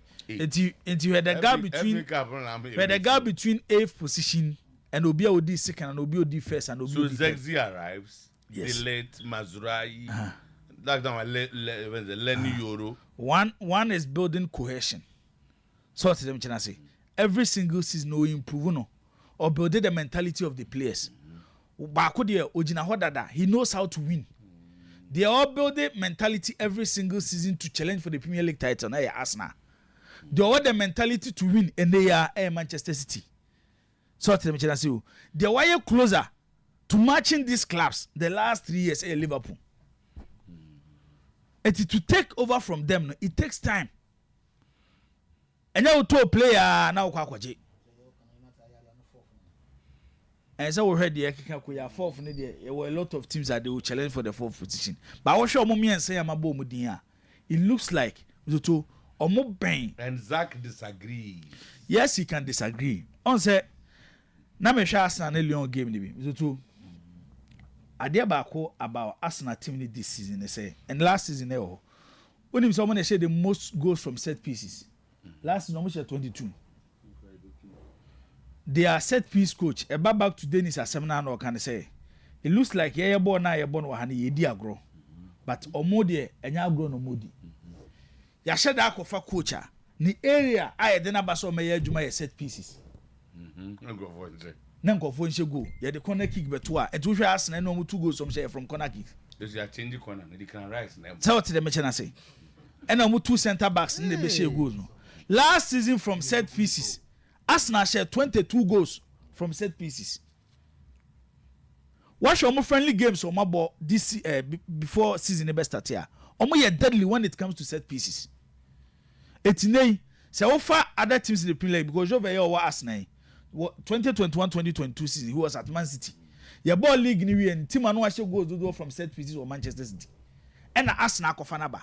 It's one area Amzoto a boy team manage goals and no set pieces no. So what for Arsenal and now for Manchester United now. Arsenal better. City ye better. Liverpool ye better. It's goals now you see a share and some where we need games. Goals now you see a share and some where we need championship no. A quite first share goals ni no. There are other clubs on my master hall. It's now best start here. It will take time. It's in America say sana fibia na ya besha supporters ni nkran board ye bibia timisi so bia na anwene say to Leicester City be do point beyond beji Premier League but CSC dey no kure kan asema it's still City when oh yes we go me to Otuo they still have the Kevin De Bruyne. He's the best midfielder in the league. They still have Erling Haaland. Oscar Bob Musa bum. Yes, they still have Erling Haaland. He's the best center forward in the Premier League. Omo Bernardo Silva, the best playmaker in the league. Omo Ruben Diaz, the best center back in the league. Omo Walker, the best right back in the league. Omo Rodri, the best defensive midfielder in the league. It's yes omo players no more free ho. To get closer to them no mizoto. These are players not reaching this level. Okay. And at the end of marathon, and the echo, and your ball back one way. It is said they be competitive for like 38 games. I will bet me I gather results and points to win the Premier League, you know. And you one game now the yes. ESPN for na kofa se me aba me wie. Na de no mo de aba no to ano den. Now ESPN for so omo rank the top 50 best men's club managers in Europe. No for nya yellow card. Na o match echi mu kwa mo fa so mo arrive at the best 50 no. Yembe first 5 no. First 5. Omo her star, people's management, communication, history and achievement, and then the X factor. X factor ne say Obianim said this is the style of Abia Pep Guardiola, Jose Mourinho. Then surprisingly, Oma enter into a game. Ni also assistant BB to get results. Na Omo ye in ranking na no, be ma boda. Then 10. First 10. Do di 10. Okay, me ba o nya abotre. 10. Okay. Omo mark you nti bibia no mama marks on na for mo hwe. I don't know be do ye chicho. Total. Bash up with it you. Tactical acumen star onya 7/20. People management onya 11/20. Communication onya 18/20. History achievement onya 9/10. S factor onya 4/10. The total onya 65/100. And o places 17th. Oh so man ni.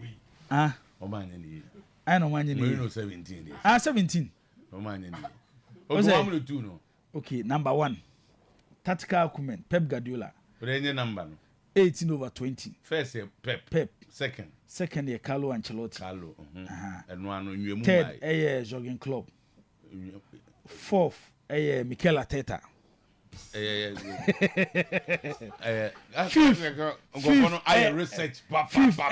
Xabi Alonso. This is called research. Sixth correct research. Sixth Luis Enrique. I'm so almost fat to say mama. No, on my man your mom from say tactical acumen. What would you period no. Na juma kwa ko transfer ko juma fun yin. Research. Scientific research. Research. Na say Mourinho di 17 ozi anya papa. no, also about 50. And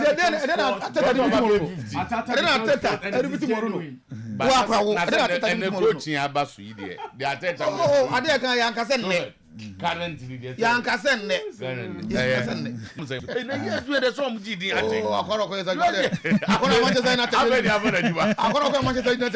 Oh, I deleted your home. Open as well, Opo, Kakem Naviminko, Siasia. Now, eh, Osa Bobo American. So many. Some me here, they said, and yeah, you for OSI. And now we are celebrity. Sometymer Otuo-Acheampong. Nene mat say. Already Adam some. Good. Capital Kai opponent now. And I say Siasia there nena. First now near, as they say the baby. Siasia am the whom are beautiful say I distance now. I'm no comment on issues that for young. Oh, so me, I wouldn't say much, but quickly, maybe now say. I'm say one of my colleagues. Dennis, I could do UK. And no question community. Oh, back up to your moko about to do what I did. Dennis frames so UK. Yeah. Now ope ticket acquire community shirt. Now so just call him. One comes when your ticket, so he's on the way to the stadium. Oh, okay. Good. On him say over the weekend so no. Zeko Ku Academy Okruma. Yeah. Samba Stars Academy. Ghana has say. The player back Vincent Mobila. Oh. Oko trials for Chelsea. Oko Chelsea away trials no. Nti was it Saturday or Sunday and Fabrizio Romano announced say Ghanaian midfield prospect Vincent Mobila in 2008 has started training with Chelsea this week. Vincent is a product of the Samba Stars Academy in Ghana. Wow. Scouting by no shower. Oh, man, can't say me one more 2-4 pack. You go shower. And the place for training. Or 2-4 pack. No, only go shower. Me see, or 2-4 also be an audio. Oh, na ko kunya me mo fase. Na da fe na me ka se. What fast team? Samba Stars a busia put team. So man, good boy, Juma. But to get a ticket last hour for a community shield game. Easy. He just secured the ticket. On a cranga, not from so he's done sorted out. Unfortunately, Manchester in Miami Capono. Only as I'm not coach Rashford. But the fact of the matter is, Kofon complex be bring my. But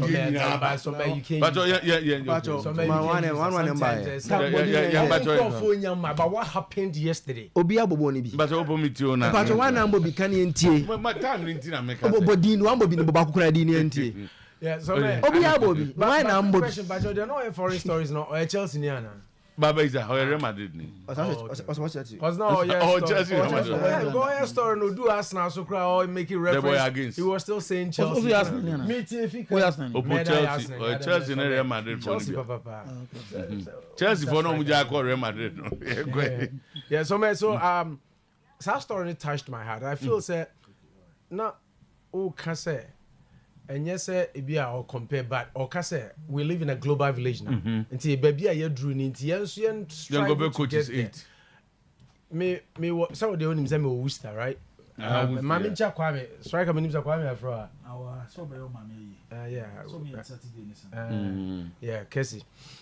Now, so my idea back on is a New England festival be on Mimi State. About 5 states near Kaboom na and I see a pet team from Ghana to play a team in the US. Yeah, stay to a team of New England Revolution. So we decided to choose Kotoko. Now, you see if Chip Sakra now, I think he's the agent orchestrating. But we chose New England Revolution against Kotoko. What is some New England for the no Mishomukai? They did a research on Kotoko. Almost say Kotoko is too big a club for them to play. Almost Kotoko. They declined to play Kotoko. But once I'm talking about the mindset. You narrow your hood too much. We were set piece coach or way because also about 8 coaches training different departments. Yeah, it's a year. Didn't say a bit to me. So you strive. We say about Koyenuma. So me you better not focus out. Yeah. Until they be such chips. They declined to play Kotoko. Until some goes African Cup. Yeah. It's a cover team from Connecticut, which is even a lower team and I'm going to Babe. Because we wanted to play, we wanted to bring Kotoko. That's how much I'm Ambassador. Okay. So for more in Connecticut. Connecticut, yeah. So it's what I was just trying to say in this end. I was say your club administrators. Okay. Say I'm na you know, kind of starting and revolutionize your honor the BSC better say Kotoko they say has they say and then striker can say born they ask the diagram in Europe they are playing. So until we've got to move. Say per se you're born a cost road there. We've got to move. Kotoko has a Fakwacha. I always say the stagnation of Ghana football Kotoko has. They should lead the way. You know, Manchester United is not doing well for the past couple of seasons, but you still mention Manchester United's name. Chelsea has fallen, but you bought Chelsea. In Europe, the top clubs are still top clubs, and they lead the way for the smaller clubs to follow. But teams like Siena and Common so much Sama and Ketuanos who follow no. Almost Sanatia. And Ghana. Obojo am mess about so. We got Etano.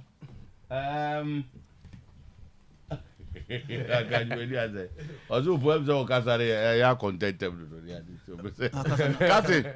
My member, Casane de Pa. Over Casano, assent now come up. There no canoe, solid FM. As I say, how no quite policy among. Na hiding policy. Oh, Mr. Toya, I can't. We haven't paid. Now, who just saying it's in and out. Also, why a police bar? Oh, but not the cost more. Or as I was enjoying my brother. I was enjoying my brother. That's also a man of Connie or Toy. Yeah, that we thumbs in it. Now, Connecticut near one toy. So, me starting free house to folk now. So, sometimes, I say most times I feel sad when it is that. My last or call house. Obi Jare na oko stadium say oko support the team na we be fi want to be am fi the family e be hu say o she mochri e ko see na reho so how to folk supporter ni we had a braka guy and then according to supporters no visibly they saw him say how to folk first half no na ne man ko yi no so to na odwa or ranti or yeah as we move up and down odwa na yes who send a picture. Okay, but the picture I'm about. Okay, you're almost so near expectation. Yeah, no. Oh, so oh, no, our family. You have a family of now or don't you in the man. Oh, nice. I say, nice gentleman. Oh, sir. I don't know. I try to keep it my butt in football. No, football is anity. It's a whole lot. It's a whole lot. Share. It's a whole lot. It's a whole lot. Maybe on say sanity a game of emotions. But someone who say ball here koboy. Yes, I think I would say the cap. A bit my boy. What's the real fan say with the cap with also much. Nipa kumano doctor for the I say be no underlying sickness be that is why I'm saying the education. Now consider one back Woodia. Yeah, Rosem. Rosem to they say no on kind who be belong to a different world or the other world no. And you know, our supporters almost shedding. Ebefa Busiano say almost shedding. Say Bashaka Zofro. No me wa hanti ma oh, that form. Bashaka ma that form. Say September 7th we remember so any day. Now so too. I have mixed feelings. House of folk supporters omo team no hu no. Uso so hwe team no hwe no na. Basically yakọ say omo a time team ni break here no. Coach Watara and go through training no. And I all try to all pick a be of free so bet me. I make you up the team because so to clearly House of folk. I ain't gonna say no am last of bench. Ya mankwa. Hi. Yes, so nim ya mankwa. Ah ya mankwa no no very no. Yes. Mam last, only mam last. Ah, I just tell me na you very good as one mam last of boy Azaka. Hi. Or call bench and a cap. So if you have or call Gold Stars. From Gold Stars or call Mediama. Or call Mediama, yeah, currently no Mediama. And I'm a fan. A very good idea. Omo kana semba. Na on man. So deeper mam last or bobo. Oh, Madam from Zoto. Mam last.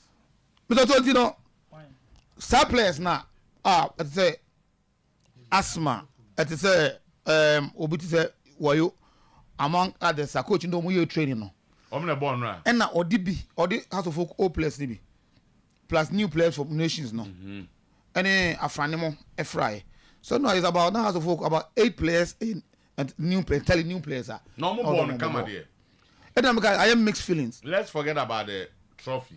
Because was it a good you saw Hearts playing especially well? In the second half, I think House of Folk came into the game according to in the second half. But first half, it was not working. As a result of that, I make an win. Yeah, no, team no, not in far. I didn't know how you the call offer, and now so they on Katia as a phone. But then, House of Folk team, they're on the break, a baby, almost a resume, or resume Moko Togo for how Moko started pre-season, power proper. It has to folk move to Togo on that. Okay. But the biggest problem House of Folk war, look at the team no. And there's some more and to House of Folk, so a proper DM, defensive midfielder. So we team now, all other positions no. So to omo any players be so many good, at least want to be air show. But defensive midfielder they always try to do makeshift. It's now more try say I'm a foul if you go start by no. I can do the last game and then as only I'm for defense no. It was okay. And I rely on upon Franny. That dynamic so upon Franny. Yes, every team about but he's not the first choice position here. So House of Folk that few days I can. So House of Folk team be good there. So they need to fit that. That's it. Because we House of Folk come winning across the match. So inside game, that's still House of Folk about Heart of Lions. They are also struggling. Now say so to we game na 1-1. Penalty has to win there. It says twaso. Penalties. Of course. Mega has a 1-0. No, it just the same House of Folk problem. Time when Abranten collapse. No, chef going to ask you. That time when Abranten collapse here. First half time I Lion first half. Okay. Not I didn't see. Oh, I mean who trophy no. So to you know me feel say so Watara any House of Folk company for. Some don't beg na don't beg you there. Defensive midfield. So we need to fit it. That is the whole problem. Yeah. Quality there. Offer quality in Cheno Adano. Actually bibia enra. Obi o share Benjamin Asare bi ehun say difference wo no ne akwese nketia ne omo maka no. Yes. We share the confidence kura na o save ball or pre ato initiate attack. How are all team good defenders not to say we a quality. I don't know why. No only. We upgrade of more. Okay. And right, he made saves. Bear 3 be decent. And we save Ukraine on the hot no asa. Save your book crab 2 pin play. How best I react? After us, I be close to space, you know. What to say here? Okay. Oh, so hard to folk now, Mr. To go near there. Any serious referee be no. A better offside. How's good to say, you know? Yes. The goal has been shown, right? Yeah. There's another interference. Yeah. They'll control They'll say go no them. No, I think the other can say a ball out of land. Whether it's a deliberate or not deliberate. Where interfere with but okay. Any serious referee biano. Ball you know, but no my when you there. If you are not angles, no. So clearly, Ejuma has team. Still Ejuma. Still Ejuma. Mimblemu coach ni bebre because and right 8 new players. This was their first game for us. Benjamin Asare, Yaya Dramani, Patrick Asma, Amufa, no ababeshe eye Kwabena Boateng.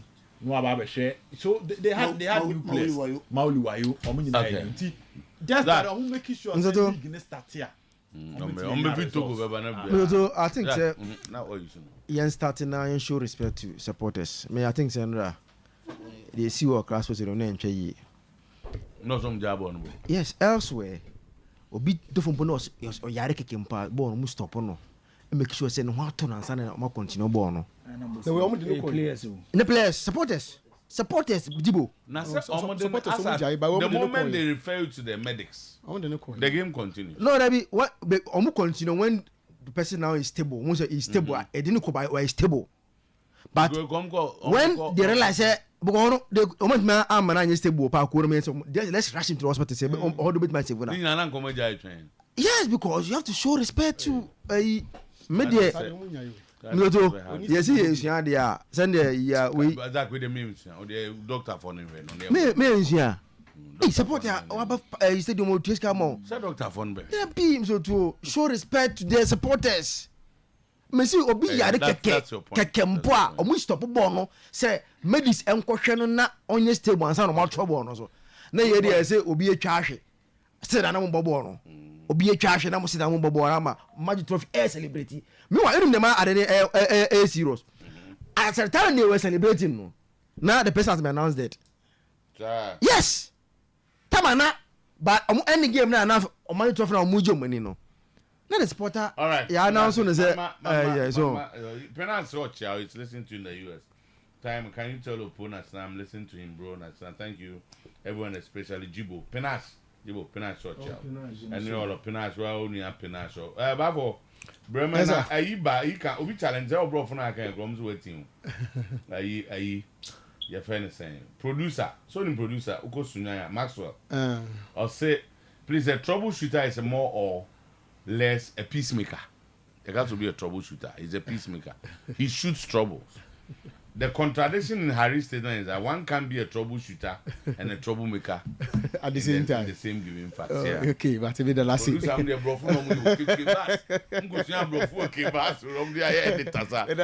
Nana, Tama menya kofi ohini bi ho. Nana okoji aman. Na oye ohini wo Central Region. Osi ni nuane ni bisi na ofo se me west no antwa yi okay anti me gina so de matwa san wahe that's what you saying na you know the county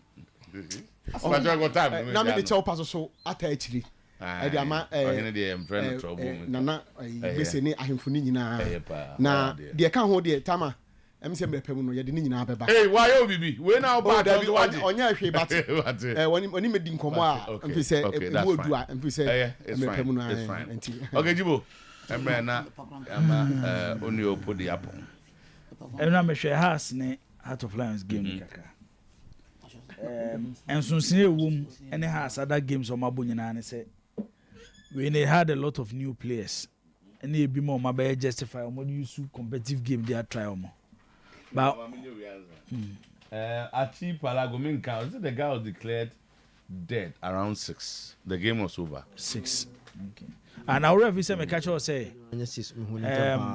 has ni be team United game no Oyerepa nyame ato ne nsem pa ne uska oye has ni pa even that game so mo kokora no mo 20,000 Ghana cedis okay so mo fan ko support mo operations so mo kwakoye na time am say be chem betiki lead 2-1 me time be chem second goal no to net no to yeso oti akonya ma no wura na mu na to yeah masema be kan no has ni be chem United omo dey do hospital no ano obadi boyan kan chen of the football no enyen sa no let people and then bibia betima si 90 minutes no yanka moment ase a da bia ba ba na so nya bo ni oh says obi ahwe and obi feeling na be fa ayi on say da wuni se ho akoche on say na ayi mizoto na wo ka Dennis asemi say also okoye hu obi a o train defenders hu obi a o train coach hu obi o train keepers o train midfielders obi o train attackers say Manchester Kofa Ruben destroy by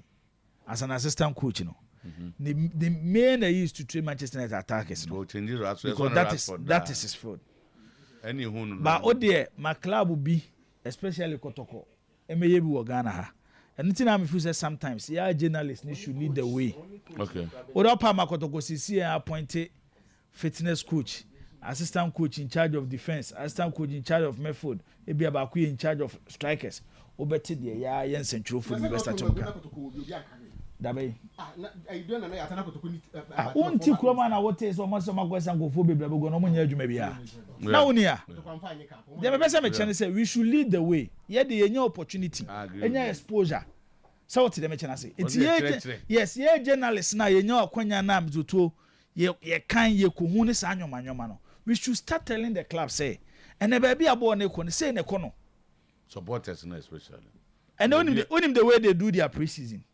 obohuno obi nam China obohuno obi nam US and say they want to have create a platform to even get new supporters on board. So what them say? It's move around the world. By the end of the tour, are we doing the same? Maybe I won't even go USA. But say oko pre-season, maybe I be to say Cape Coast. Maybe I go to Konehasa. A avenue for you to even get more other supporters on board. Who told team no dear mama, sama mama, say who's the same is it here? Oh, it is Yanya Sanyo Mana. Say Yana Baye near Kobobo near Shabako, no be collapse. You need you 1 day, 2 day, no one why. Sika some crowd the men from them because may there be a same case. As at this stage, Obitinasi no a boy to good the wire there, yes, wire there. It is to go was one bad day. No a bad day. Na say day.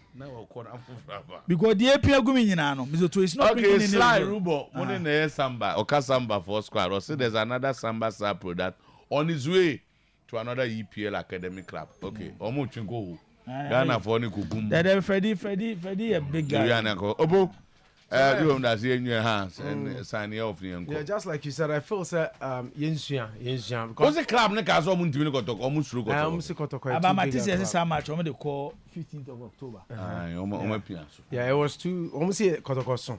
Until omo ne kotokombo until they decline. But just like you were saying, on say set pieces say. So me now can set pieces as I think that who say Chelsea crack of yes you could be. Sa kwa Bernardo whoever. Better no I there. No, we just hired him. May ya ne Kofano from Brentford. It's something. But Ruben is omi who say wa ba Rashford.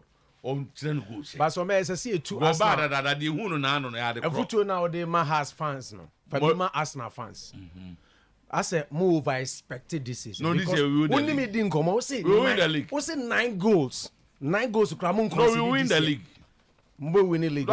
See, you are just saying yes. So we say educative fans. Mr. say start with your Arsenal fans. Arsenal win the EPL. Start with your Arsenal fans. Because last 2 seasons, more just ended season, most year. Delete Mungwadia. That was nice seeing you. Basaka mame da for more home. Zazambwa.